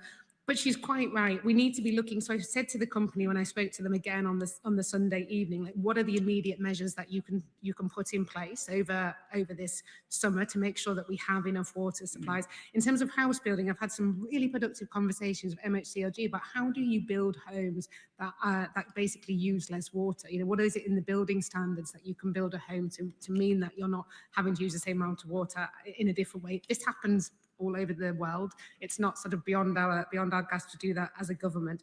But I think fundamentally we're going to need to build the reservoirs. We're going to need the desalination plants. We're going to need those big sources of water. But I do also think that, as I've mentioned before, one of the things, excuse me, the company could do more immediately is tackle the leaks, because at the moment we are wasting too much water into the ground. Dixon. Thank you, Mr. Speaker. Residents in Dartford, like those across Kent, are also experiencing poor service and increased bills, including in Ebbsfleet, having to pay an additional sum for water to flow from their community wastewater into the Thames, a thing charged by the Port of London Authority called dewatering, which is incredibly unfair to them. What they ask me continually is why it's acceptable for this poor performance to be in place and for water executives to continue to pay themselves large bonuses. Can I just ask the Minister what work is going on in order to tighten the regulations so that reward actually matches performance going forward? Minister, please. I totally agree with my honourable friend. As I've mentioned here before, I don't have an issue with bonuses per se. I just think it should be linked to how well you do your job. And what we've done with the Water Special Measures Act is obviously ban unfair bonuses. But what we have seen from some companies is they're attempting to exploit loopholes in which to continue to award them, and they're loopholes that we are determined to close. Thank you, Mr. Speaker. We've had a few days of hot weather, and yet again in my constituency and across Kent, we've had water outages on top of what we've seen earlier this year and last year. Residents, businesses, livestock owners, they are frustrated, but they are also really worried because getting water is the most basic thing in this country. It's right that the Chief Executive and Chair of South East Water has gone. My anger with them was particularly over their response and how they've handled these outages. But there is a longer term problem of infrastructure and supply of water that's not going to be fixed overnight. There are 20,000 more houses coming in the pipeline for my constituency over the next few years and thousands more in the surrounding area. Can the Minister tell me, is there enough water for these thousands more houses in rural Kent? Minister. The Honourable Lady raises an important point. I remember last time we were here talking about South East Water, how powerfully she described the impact on her constituents and on her businesses. So I know this is something she cares deeply about. As I say, one of the things we're doing through the Water Delivery Task Force is identify areas of the country where there are more acute water shortages and therefore what actions can be taken to ensure people have the homes they need to live in, but also businesses have the water that they need and it's not having a detrimental impact on the existing residents that live in that area. One of the things particularly about South East Water is they are reliant on a bulk supply agreement with Southern Water. So that's one of the things I'm sort of keen to sort of look into the details of to make sure that that can be guaranteed whatever the circumstances Southern Water found themselves in. There are various other actions we can take. We mentioned around businesses and building standards and the ways that you build homes. In Cambridge, they've looked at retrofitting some homes to make them use less water. There's various other rules and regulations when it comes to business use of water. At the moment, we have a slightly bizarre situation where businesses have to use potable water. They're not able to use other types of water, which seems a bit crazy to me that we're wasting drinking water for things that aren't drinking or for domestic customers. So I think there's a whole spread of different things in which we're looking at to make sure that we have the water that we need, because quite right to say that all the 9 new reservoirs and the desal plants and all that are brilliant, but they're not going to be here this summer and they're not going to be here next summer. So it's looking at that more immediate actions that we can take. And just gently say it was about South East Water. The Minister seems to have opened it up by mentioning other water companies. But if we could try and concentrate on the theme, would be more helpful otherwise. And I'm going to test that example by Clive Efford, who I think is Thames Water, but I'm sure we'll link his question. Absolutely. I'm asking a question about South East Water because what we've got here is a company that fell over at the first short period of hot weather. And you have to wonder what planning has gone on in that company that it fell over so quickly in the season. And when are we going to call time on these water companies? Because the consistent failure that we get from them, whilst they're extracted enormous profits from the industry, has got to come to an end at some stage. I know my honourable friend is as frustrated as the rest of us with these companies, but it is time. There must come a time when we say to them, enough is enough, and we take control of these water companies for the public good. Minister.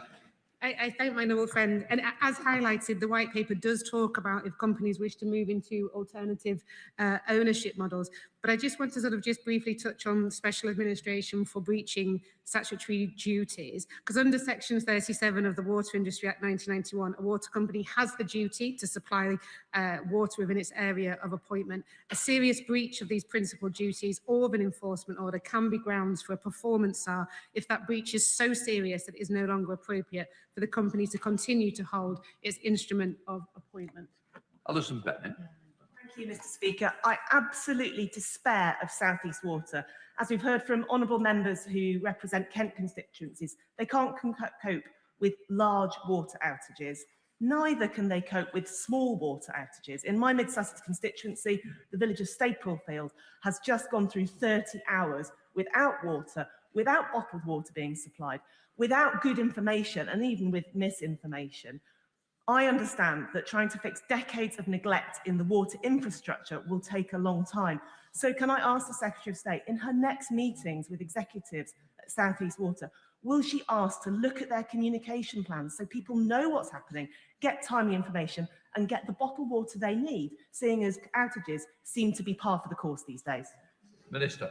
I thank the Honourable Lady, and she's absolutely right. It was one of the issues that we had in the conversation on Sunday, was that issue around communication and where bottled water stations should be. I was told in this incident that they'd work more closely with the LRF to listen to their advice on where to place them, but obviously if that's not the Honourable Lady's experience, then I'd be keen to hear about that so I can take that back to the company. What I will say, because it is an interim chair, and I know that she's keen to build new relationships with members of Parliament. She has assured me that she's going to be meeting members of Parliament, and I think this is something collectively, this issue around communication, this issue around where bottled water stations is one that I would say urge to raise with her directly so that we've got them in the right place, because I think fundamentally members of Parliament and councillors know and understand their areas probably far better than a water company. Matt Robert. Thank you, Mr. Speaker. And can I thank the member for Herne Bay for his question, and also the Minister's approach to this very difficult and appalling issue in Kent. Could she update the House and say a little bit more about the work to get meaningful compensation for the residents and businesses who are affected, and also in the longer term what she's doing to improve the system of compensation, which for many of my residents who had a water outage had to wait a long period of time for money to be paid back? Wow. Minister. I found my honourable friend, and absolutely one of the first things we did when we came into government was look at the Guaranteed Service Standards scheme, the GSS scheme, and we've introduced new increased compensation payments and introduced new standards, because previously there weren't even compensation being paid when people were under a boil notice, and that's something that this government's introduced. We've doubled for failings like supply interruptions, low pressure and sewer flooding, and so because of these changes, customers should be receiving payments for boil notice for the first time, and we've been told to make it available to people as soon as possible. We're really clear that customers come first. They are the people I care about, and they're the people I am the water minister for. So we're also going to be looking at introducing a water ombudsman. In the conversation I had with South East Water on Sunday, I asked them to, by the end of the week, identify what compensation is going to be paid to who and when, and that is something I'll be following up with them. Dr. Ben Spencer. Thank you, Mr. Speaker. As she's looking into the situation with South East Water, can I also feed back what happened in Weybridge last week, where parts of Weybridge had restrictions of supply? While we're supplied by Affinity Water, I think this is a problem which is broader than just this area. Could you urgently review resilience of water supply, the availability, but particularly the impact new house building is going to have over the forthcoming years on supply? Minister. Thank the honourable gentleman. And on resilience standards, that's one of the things that we want to introduce for the first time is asset standards for water company assets, because at the moment they don't exist. There's no sort of rule or criteria for, well, what standard do you need to maintain your water treatment work to, or your wastewater treatment work to, or your pipes to, or how much leakage is acceptable or not. You know, that doesn't exist at the moment. So with the new regulator, we want to introduce these asset standards to say that you have to maintain your assets to a certain standard. And that should help change and basically build against what we've had in, not admittedly in this occasion they ran out of water, but what we've seen in other cases where supply, where infrastructure falls over because it's not adequately maintained and looked after, which is why the no notice inspections really matter as well. Those MOT style inspections, as I referred to them, where people from the Environment Agency can go in, no notice, check the assets, mark them on them, and then give the company enforcement notice to say that they have to improve their assets up to a certain standard. That's not going to be fixed overnight, but by having that goal and aim of where we need to get to will help to sort of prevent what we're seeing when we have issues where the infrastructure just falls over because it's not properly looked after. Clive Lewis. Speaker, South East Water is one of a number of privatised water companies that are responsible for setting off 35 reservoirs since 2017, and they haven't built a single one since privatisation that's complete. I think this government, we understand, is committed to a regulatory approach to dealing with this. I would say that's akin to putting a complaints box on the Titanic. A nice idea, but I don't think it's going to work. Ultimately, whilst you have private water companies whose first priority is to private shareholders, many of them overseas, who give a damn about our constituents, this will keep on happening. until water is put back under public control in public hands and owned by the public. Minister. I thank my honourable friend. I know how passionately he cares about this, and I do genuinely pay tribute to him for championing this issue, for the work that he's done in Parliament to bring people together. As I have mentioned previously, the white paper does talk about setting up a transparent process to look at transitioning into whether a company should go to a different model, which it mentions including not-for-profit, if that's what it would wish to do so. Francois. Can I just very quickly endorse your lovely tribute at PMQs, as I'm an Essex MP, to Sir Alan Hazelhurst, who will be much missed, even though he did achieve a very respectable innings of 88 years in his time on this earth. Can I very strongly endorse the suggestion from my right honourable friend from across the Thames, as it were, about making water companies statutory consultees for planning applications. Yeah.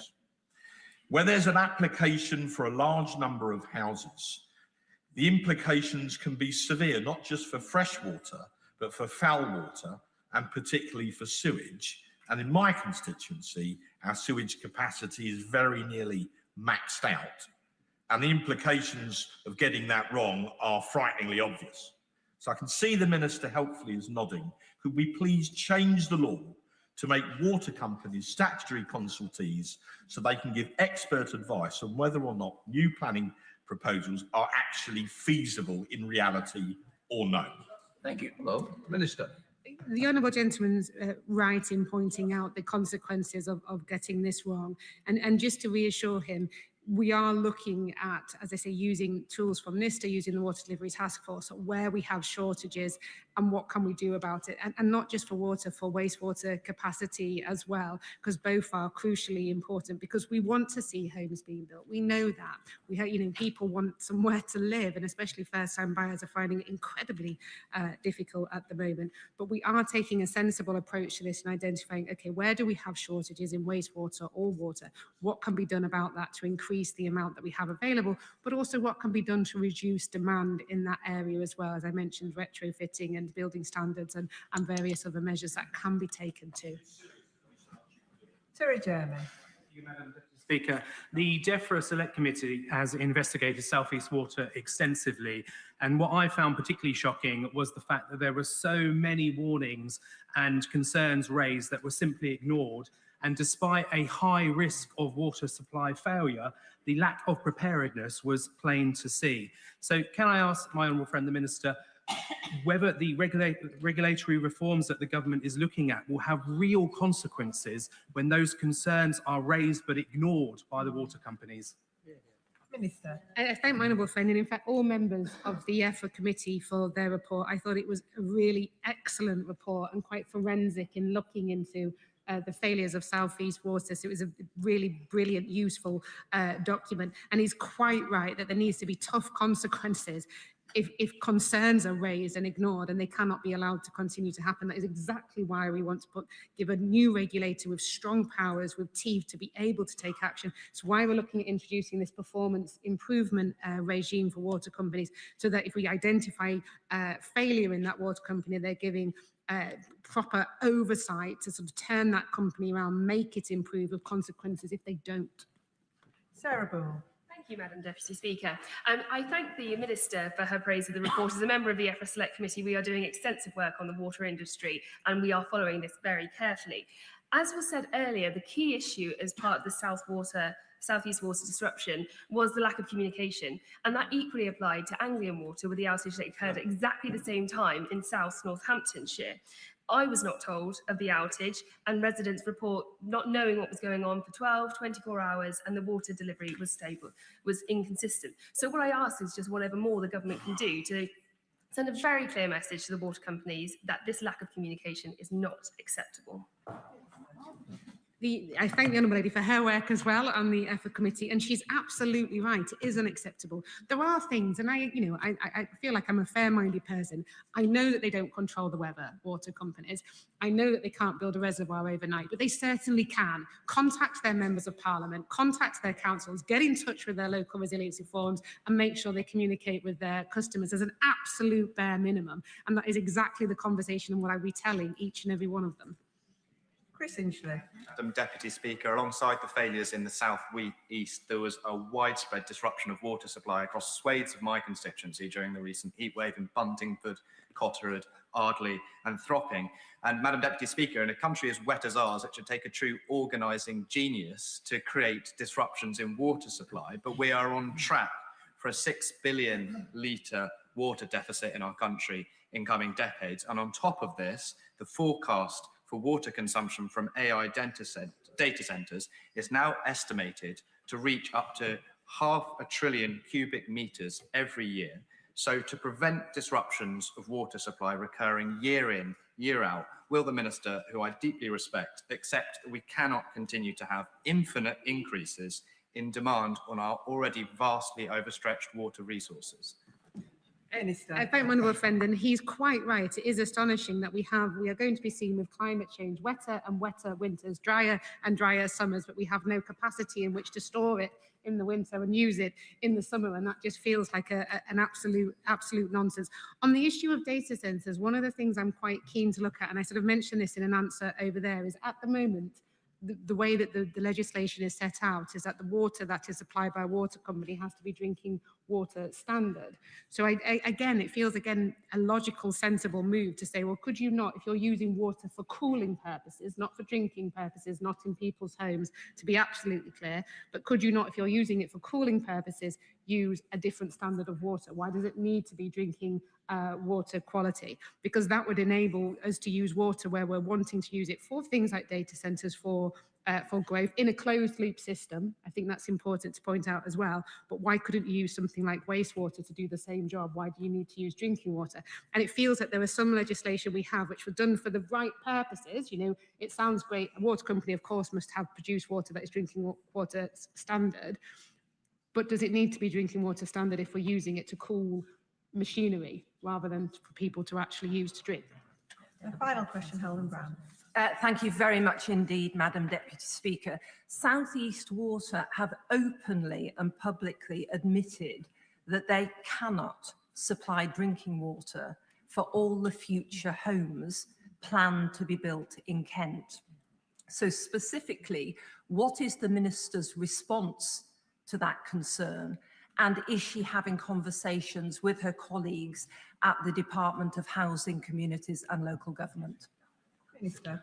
I thank the Honourable Lady for her question, and the short answer is yes. So the previous CEO, or the current CEO who hasn't gone yet, came to the Water Delivery Task Force a month or so ago, a few weeks ago, and with some of the local councillors from the area to talk about exactly this issue, the supply of water and the housing demands and how that can be met. And on the Water Delivery Task Force, I sit on that committee with MHCLG are there as well. So we're all having that conversation together, which was around how can we ensure that we build the homes that we need in a way that doesn't impact existing people living in the area and the water that they need, and in a way that ensures that those new homes have the water that's required. So we were looking at sort of over the next sort of 5, 10, 15 years, you know, what are the various supplies of water that were coming in? How does that impact house building at that time? How can homes be built for a more water efficient design? So those conversations are happening across government right now to balance out that question of how can we make sure everyone has a home to live in, but how can we stop there being a water crisis at the same time? That concludes the first urgent question. I'll give the front benches a few moments to swap over.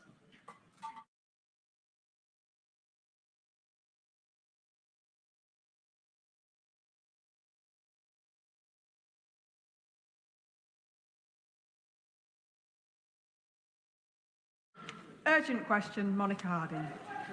Madam Deputy Speaker, would the Minister please make a statement on the Israeli Defence Forces operations in Lebanon? Madam Deputy Speaker, before I answer the Honourable Lady's important urgent question, I'm sure the whole House will join me in condemning Iran's strike on Kuwait International Airport by drones this morning. This was a completely unacceptable attack, which has tragically resulted in multiple injuries and at least one confirmed fatality. We stand in full solidarity with the government and the people of Kuwait, as well as our partners across the Gulf. I've conveyed my condolences this morning to the Kuwaiti Foreign Minister and his colleagues. We urge Iran to de-escalate immediately and return to meaningful dialogue to secure lasting peace and regional stability. Turning to Lebanon, let me be clear. The reckless and disproportionate escalation of Israeli military action in Lebanon has resulted in a devastating situation for Lebanese civilians, killing thousands. At an emergency session of the United Nations Security Council on Monday, jointly called by the United Kingdom, we firmly condemned the government of Israel's actions and called for a genuine and lasting ceasefire. We also condemn Lebanese Hezbollah's ongoing attacks against Israel, including those on Israeli northern communities. They have faced a repeated barrage of missiles and drones. Lebanese Hezbollah is a proscribed organization. At Iran's instigation, it has dragged Lebanon into a war that its government and its people do not want. It does not speak or act for the people of Lebanon. It must end these attacks and disarm. I condemn the recent comments by Hezbollah's leadership seeking to destabilize the government of Lebanon within their own country. In April, I visited Beirut to show our support for the government and the people of Lebanon. I saw the impact of this military escalation firsthand. In the south, on a previous visit, I saw the devastating impact on civilian communities, villages razed to the ground, and I was pleased to be able to hand over tangible support to the Lebanese armed forces. Since April, conditions for civilians have only worsened. Over 3,000 people have been killed, and over 1 million have been displaced, with civilian homes and infrastructure destroyed. We believe that 1/4 of the population of Lebanon is now displaced.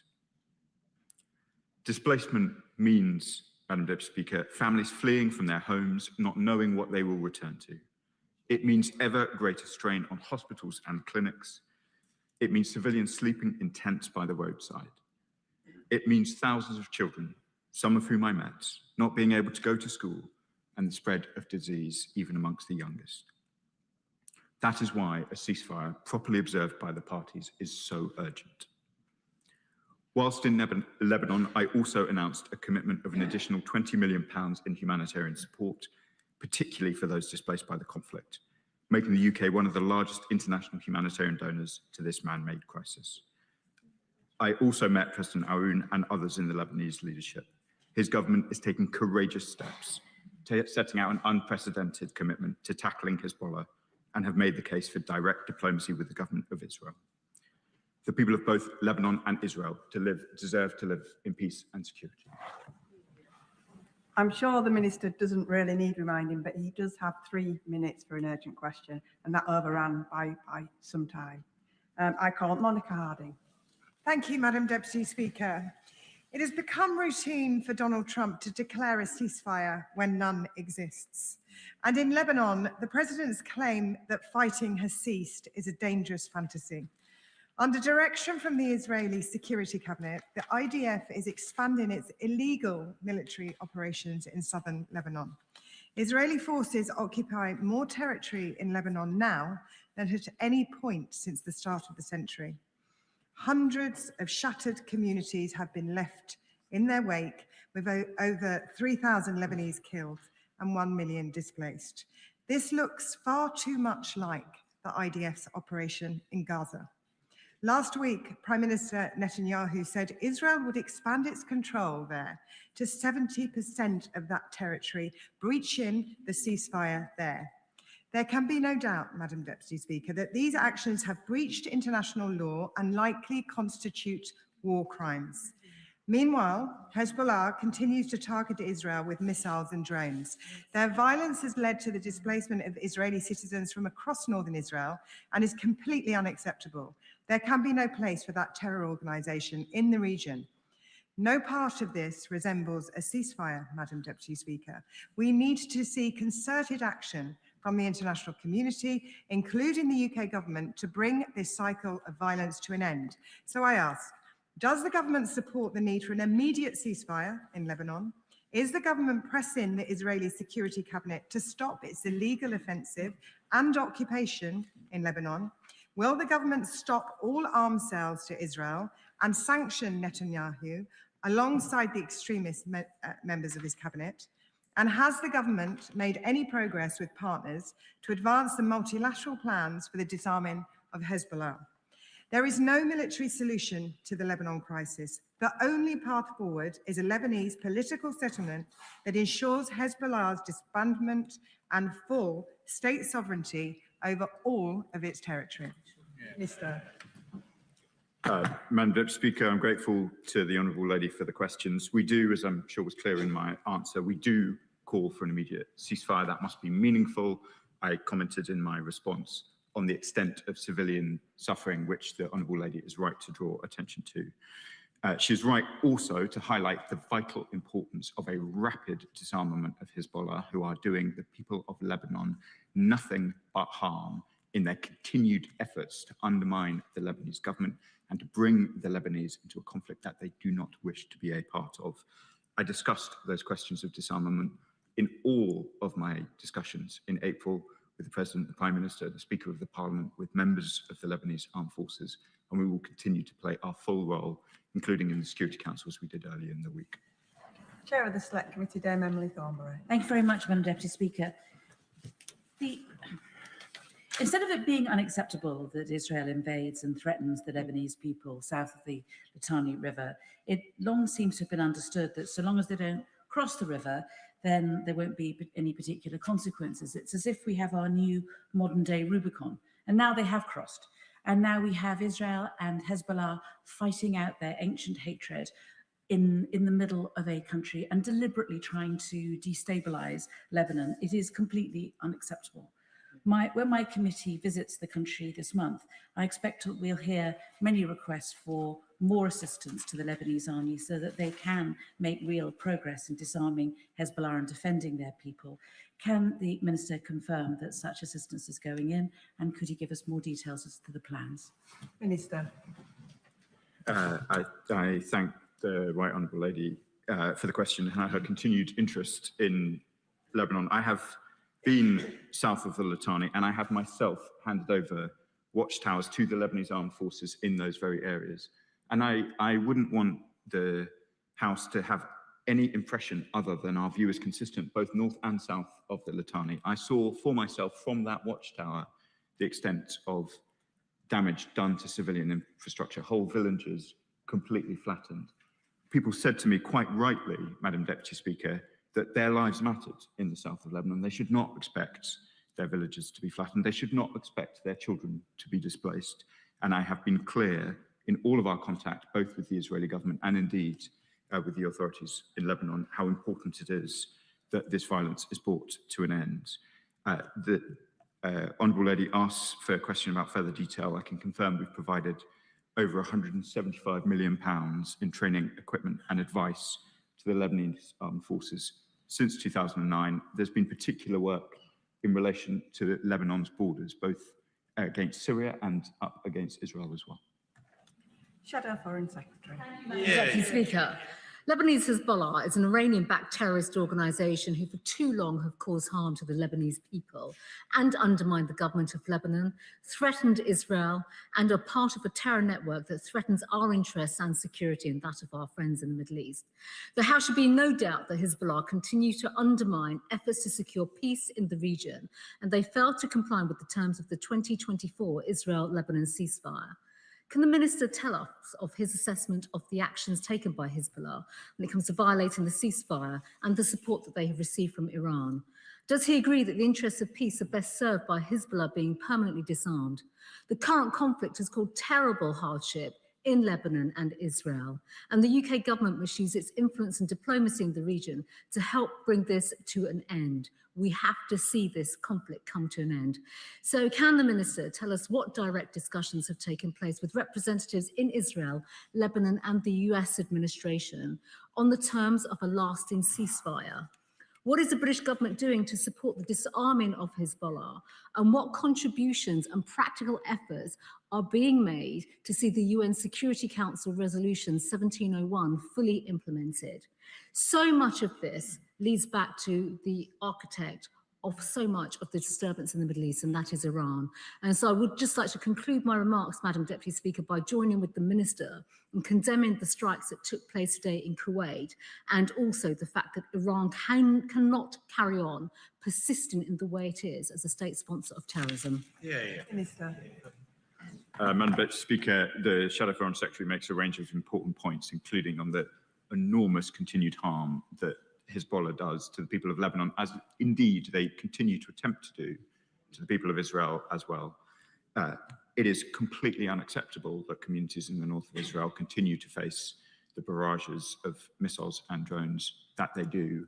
We have called repeatedly for Hezbollah to stop. What they do harms Lebanon as much as Israel. We have discussed in detail with both the Lebanese armed forces and the leadership of Lebanon the progress that must be made in disarming Hezbollah. There has been a lot of commentary about both the phasing and sequencing of those efforts over the last few months. It must be the Lebanese government who disarm Hezbollah. That is the only way in which the Hezbollah issue can be properly dealt with.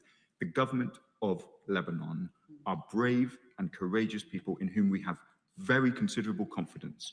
President Aoun, who I was in contact with today, is taking very, very important steps to try and safeguard his country and its future, and we must support him. He and his government and his armed forces must monopolize force in Lebanon, not Hezbollah and not the IDF. Abdissam Mohammed. Thank you, Madam Deputy Speaker. 125 health workers have been killed in Lebanon just in the last 3 months alone. Today, an Israeli strike has hit an ambulance in South Lebanon, killing 2 paramedics, taking the death toll now to 127. The November 2024 ceasefire agreement is barely worth the paper it is written on. The Minister rightly condemns the targeting of civilians. What about Israel's targeting of health workers, of journalists? And does the Minister realise that condemnation without action has utterly failed and reinforces Israel's continuing disregard for international law? So will the Minister today make clear that sanctions must be used to hold Israel accountable? Minister. I'm grateful to my honourable friend who has been a persistent advocate on these issues. We have taken a whole series of steps, Madam Deputy Speaker, which I want to set out in brief before the House. So important are the issues in Lebanon that during my visit in April, we went from providing only £10 million of humanitarian assistance now to 30. We are now one of the largest humanitarian donors in the world to Lebanon. I think few other ministers in the world have gone as close as I have to the blue line. I met with incredibly brave representatives of the Lebanese Red Cross, young people who had, in many cases, given up their lives in order to try and make sure that they could minimize the harm that was coming to southern communities.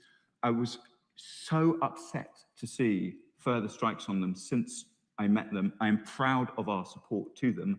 I utterly condemn the attacks upon them. Simon Law. Deputy Speaker, it's a tragic perversity that the actions of both Hezbollah and Hamas actually hurt and harm the interests and the safety of those who they purport to act on behalf of. What about Israel? But several years ago, former Israeli Prime Minister Barak described Israel as being the villa in the jungle. Last week, with cross-party colleagues, I was in Israel. It's becoming increasingly evident that the Israeli government's actions are rendering it both a rogue and a pariah state, oblivious to international and US pressure and opinion. That in turn is, of course, making Israel herself far less secure. Apart from words, which are welcome, what can the government do? Could I suggest an expansion and deepening of sanctions? because that will hit them where it is needed and may refocus attention. Madam Deputy Speaker, there are strong views held right across the House on the questions of the Middle East, but I want to pay tribute to those on the benches opposite who have shifted their position in recent years. The British government, while I've been the Middle East Minister, has indeed made very significant policy decisions, both existing sanctions, and I know the Honourable Gentleman will understand why I don't go further on the question of sanctions, but I am the first British minister from this dispatch box to announce sanctions on Israeli ministers. And I recognise what a Rubicon that is. And I recognise also that I have been supported in doing so by voices on the opposite benches, as well as, of course, by my many honourable friends behind me. I recognise the gravity of what is happening in the Middle East. We will continue to take the steps that we have been, responding with the urgency that is required. And I hope the House will permit me if I say I felt at the point at which I announced the recognition of the State of Palestine that I was speaking for the whole House, not just the government. John MacDonald. Can I just take 30 seconds, Madam Deputy Speaker, to associate myself with the remarks by the Speaker with regard to Sir Alan Hazelhurst. Sir Alan was in the chair when I seized the mace and he expelled me from the chamber, but he did it with such good grace we became firm friends for ever since. So I send my condolences to his wife. As the Minister knows, I'm Secretary of the NUJ Parliamentary Group. We're now experiencing in Lebanon exactly what we saw in Gaza, the targeting and murder of journalists. When he was there in April, Amal Khalil, the famous woman journalist, was hit by an Israeli strike, and then the Red Cross ambulance that went to assist her was hit as well. And as a result of that, the Lebanese Prime Minister has made it quite clear that these are war crimes. So could I ask that the government joins with others now in collecting the evidence of these war crimes so that we can take action against those Israeli ministers that have actually perpetrated these war crimes against the Lebanese people, just as they did against the Palestinians? I'm familiar with the incident that my right honourable friend describes, and I pay tribute to his work on these issues right across the world. It is appalling that journalists in Lebanon reporting on developments in the south have been struck in this way. We made interventions in the United Nations following some of these assaults on journalists, both in Lebanon and in Israel, and we will continue to press these points. Brian Matthew. Thank you, Madam Deputy Speaker.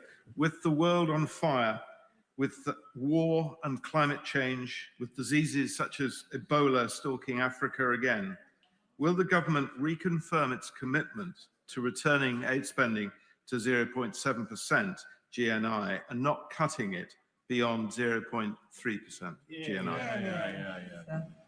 Madam Deputy Speaker, we've discussed these issues on a number of occasions, and the Foreign Secretary and the Prime Minister have set out why we had to take the difficult decisions that we have, but I'd just like to assure the House that we have protected Lebanon from those cuts, and that is why we are in the position that we are of being one of the largest humanitarian donors to Lebanon in the world.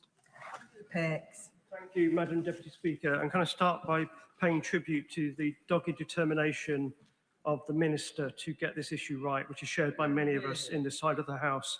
Madam Deputy Speaker, I think I've said prayers every time throughout this crisis when there has been an abuse of human rights, not just in Lebanon, but when Hamas took the hostages, when innocent Palestinians have been killed, when villages have been threatened, when settlements have been, violence has been done. Now, the IDF and the Israeli government sits at many times like that. And Madam Deputy Speaker, I fear I am running out of prayers to make. Can I ask the Minister, beyond the moral outrage we rightly express in this House, what more will it take for a British government to stand up for sanctions and further action that demonstrates to the world and the people in Lebanon and in Gaza and in the West Bank that we get it and we will take the action necessary to stand up for international law, human rights and their freedoms? Minister. Madam Deputy Speaker, I thank my honourable friends. I hope I have, through his, he describes some of my work in gracious terms, and I'm grateful. I hope in Britain's sustained commitment to these issues in Lebanon that we have demonstrated that we understand the gravity of what is going on here. We will remain deeply engaged in these questions. I have been in contact with the Lebanese Foreign Minister, the Lebanese President, American counterparts. We have raised these issues with the Israeli government as well. We will continue to do so. Mark Pritchard. Thank you, Madam Deputy Speaker. Can I join with the Chairman, just getting back into place, Chairman of the Foreign Affairs Committee for comments on seeking to support capacity building in the Lebanese army? That's absolutely right. Can I also thank the Minister and join him in recognising the courage of the President and other ministers in the Lebanese government, particularly their public condemnation of Hezbollah and even indirectly Iran. Could he confirm that it is the view of the British government that not all Shia, those that follow the Shia tradition of Islam, both in indeed Lebanon and Iran, necessarily support Hamas or Hezbollah or the evil Iranian regime? And can I put on the record my condemnation of both Hezbollah and Iran, who basically have caused this latest conflict in Lebanon? Israelis should be able to live in peace without fear of being bombed by drones or missiles. That's absolutely clear. But does he share the view of the French envoy to the United Nations that Israel needs to learn the lessons of its occupation of Lebanon in the year 2000? And also, does he recognize the words of Danny Danon, as you will know, the Israeli envoy to the UN, when he says that Israel is not seeking to expand the conflict or retain territory in Lebanon? If that is indeed the position and policy of the Israeli government, that is welcome, but it does seem at odds with some of the public utterances of the current Israeli Prime Minister. Minister. I completely agree with the honourable gentleman about the Shia of whether it's Lebanon, Iraq, Iran, indeed Pakistan. Overwhelmingly, Shia communities want peace and human rights like everybody else. This is a small, unrepresentative part of Lebanon that is funded and supported by Iran, and it is bringing the Lebanese into terrible, terrible difficulties.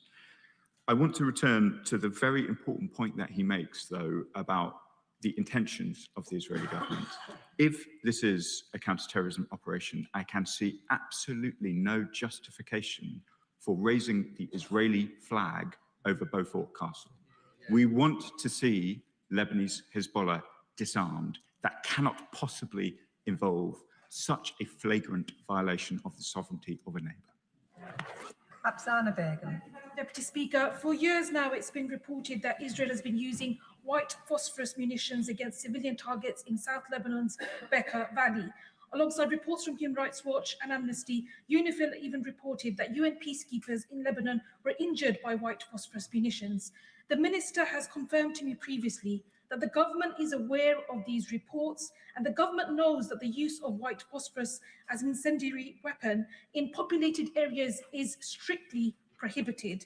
And yet this is just one of thousands of examples of Israel tearing up the laws around war. Can the Minister explain whether the UK's joint agreement signed in 2020 on military cooperation with Israel is still in place, and if so, why? Minister. Madam Speaker, to be clear about the position, I think my honourable friend refers to the 2020 Israel-UK roadmap, which is suspended. But in relation to the very important question she raises about arms exports, as I've said to this House on a number of occasions, we take our obligations under international humanitarian law incredibly seriously. That's why we conducted the review that we did when we became the government, and why we took the action that then followed, which has been discussed in this chamber on a number of occasions. Dr. Andrew Morrison. Deputy Speaker, I'm sure the Minister understands that there can be no sustainable ceasefire for as long as there exists in Lebanon an Iranian terrorist proxy that has as its war aim the complete, final and irrevocable destruction of the State of Israel and the Jews that live there. So we are faced, are we not, with trying to mitigate some of that action by this terrorist organization. Would he agree with me that the only viable way of doing that, given the situation, is to do everything in our power to strengthen the Lebanese army, which he will know is a credible organization, and to support the UN Secretary General in his stated intention of renewing UNFIL and making sure that it is fit for purpose rather than simply as our observer, as is currently the case. Minister. I very strongly agree with the honourable gentleman. It is the Lebanese armed forces. In the end, that must be the force that disarms Hezbollah and ends the threats, both to Lebanese and Israelis, that emanates from that malign group. And so I completely support the Lebanese armed forces and agree with what he says. Of course, UNIFIL is a subject of discussion in the council, I think in the coming months, and we will be playing our full part to try and ensure that it can contribute as much as possible. But in much of the discussion around Lebanon, there is often a focus on the international elements. We have to be clear that the Lebanese government, the Lebanese armed forces, and the Lebanese president must have control over the use of force in Lebanon, and that is the position of the British government. Tony Vaughan. Thank you, Madam Deputy Speaker. And while we rightly focus on the grave situation in Lebanon, the wider region is seeing an increasing pattern of British nationals being arbitrarily detained and used as leverage by countries including Iran. Madam Deputy Speaker, in the light of the news yesterday that Craig and Lindsay Foreman have had their appeal dismissed by the Iranian courts, and given their ongoing hunger strike in Evin prison, I think Craig is on his 27th day and Lindsay is on her 18th day, which is to protest against their conditions and ongoing detention. What further specific steps are the government taking to secure consular access? And is the government now prepared to condemn their detention as arbitrary, use international levers against Iran for hostage taking, and show Iran that they cannot keep taking British citizens hostage as pawns in their own games? Minister. Madam Deputy Speaker, as I was clear yesterday in response to the news that my honourable friend refers to, their continued detention is unjustified and appalling.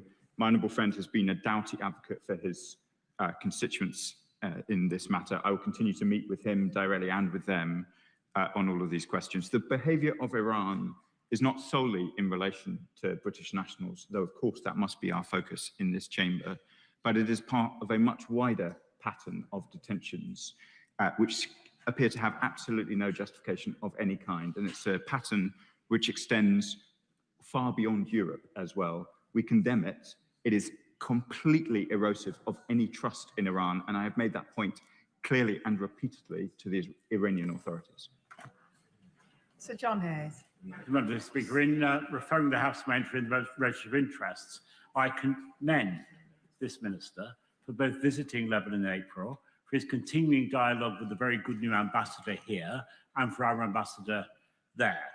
He will know that the Lebanese people deserve to be free from fear, from persistent uncertainty, from perpetual hostility, and from permanent doubt. The only way of that happening, as he said, is to support the Lebanese government and the armed forces. We do so already. But to endorse the point made by my honourable friend from South West Wiltshire, will he look at what further steps can be made to communicate that support within Lebanon? The worry people have, and I think shared across this chamber, is that sadly, tragically, the Lebanese people will come to believe that Hezbollah is defending them, where in fact it's doing anything but, it's endangering them. So what further steps can be made to reassure the Lebanese people of what he's told the House today? I thank the honourable gentleman and my Lincolnshire neighbour for his kind words and for his attention to these matters. I take the challenge that there is a completely untrue narrative that is promoted, the idea that either Lebanese Hezbollah or Iran itself is a protector of Lebanon is patently and completely untrue. Iran's influence in Lebanon over many years has been malign, it has undermined the sovereignty of the country, and it's harmed the interests of its people. And I take his challenge and I'll return to him on it, on what more we can do to make sure both our support and the malign nature of Iranian influence within the country. Imran Hussain.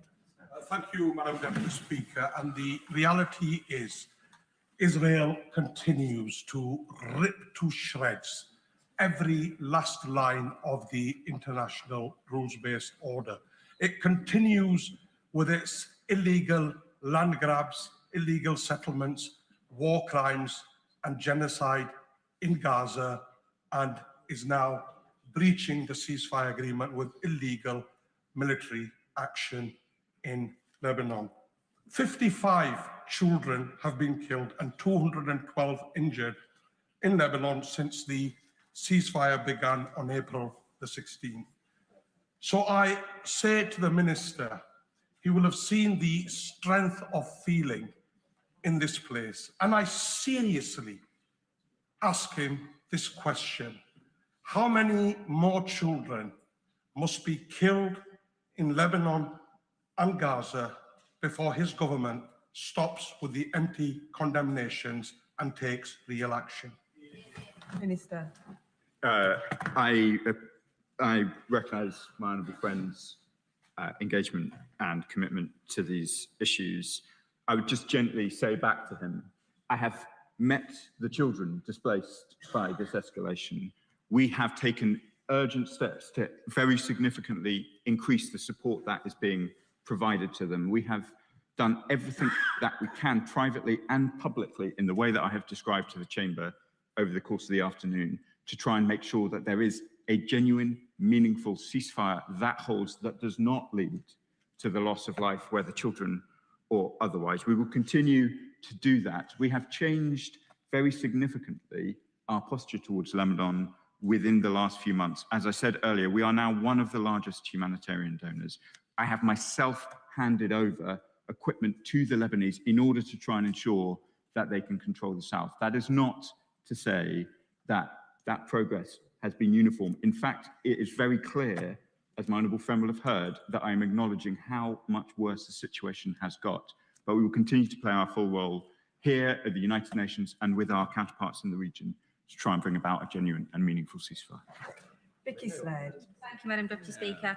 Israeli Minister Ben Gvir said in the last few days on social media, electricity must be cut off, the Zahrani must be seized, and intensive warfare resumed. And last week, flattening Yehu, flatten it again, and target the suburbs. This indiscriminate targeting of Lebanese people shows what the Israelis are really trying to do. So will the minister agree that the time has finally come for a full ban on all arms to Israel? I'm almost reluctant, Madam Deputy Speaker, to talk any more about that minister from the dispatch box. I am glad, I'm afraid, that I sanctioned him in the way that I described earlier. We were amongst the first countries to do so. I'm glad to see that others are now taking similar steps. That minister, whose name I don't really want to say again in this chamber, brings Israel nothing but harm. He undermines their position in the world. He brings even Israel's friends into a position of disgust at his actions. MacDonald. Thank you, Madam Deputy Speaker. And I share the Minister's condemnation of the murderous attacks upon Kuwait Airport this morning. I'm sure you'll share with me condemnation of the murder of 2 more health workers in Lebanon this morning at the hands of the IDF. And he referred to the Israelis ordering the war crime of forcible displacement of around 1 million Lebanese south of the Zahrani and Litani rivers, with 3,500 killed and tens of thousands injured by their actions. And this reflects the early stages of the Gaza war, when they told Gazans to move south of the Wadi River. Since then, estimates of 70,000 killed and 170,000 injured. Indeed, Israeli Defense Minister Israel Katz explicitly said the destruction of villages in southern Lebanon would proceed in accordance with the model of Bet Hanun and Rafah in Gaza. So with growing Israeli attacks in the West Bank, in addition to that, when will the government act on this consistent pattern of war crimes purposefully pursued by the Israeli government and take action to pressure the Israeli state to stop its military action, end arms sales, stop F-35 supplies, impose sanctions, utilise the sanctions and anti-money laundering and proceeds of crime acts. There are tools at his disposal. When will he use them fully? Minister. Madam Deputy Speaker, we've talked about the F-35 programme at some length before, and I'm usually happy to go back into that debate, but I would prefer, given my honourable friend has given me the opportunity, just to comment a little bit further about the impact of displacement in Lebanon, which is rather different in some respects from the impact of displacement in Gaza. As the Chamber and many honourable members know, Lebanon has a complicated multi-confessional balance within the country. Displacing a quarter of the population, often long distances, has a very significant impact on the stability of the country. Forced displacement is exactly as he says, a war crime, but to displace so many people will also have a very deleterious impact on the stability of Lebanon in the long term. So it is all the more important that this practice is reversed and that we return to a genuine and sustainable ceasefire. One small note of optimism, if I may, Madam Deputy Speaker. We welcome the talks that the United States have been convening between Israel and Lebanon, including talks today, and we want to see them progress. Sammy Wilson. Madam Deputy Speaker, and can I draw attention to the declaration that I've made in the Register of Interests? Hezbollah have made South Lebanon into an armed camp and a massive arms dump in which they store rockets, drones, etc., and have used them to attack Israeli towns, cities, kill civilians, cause billions of pounds worth of damage, and displaced a large part of the population. It's not disproportionate, would the Minister agree,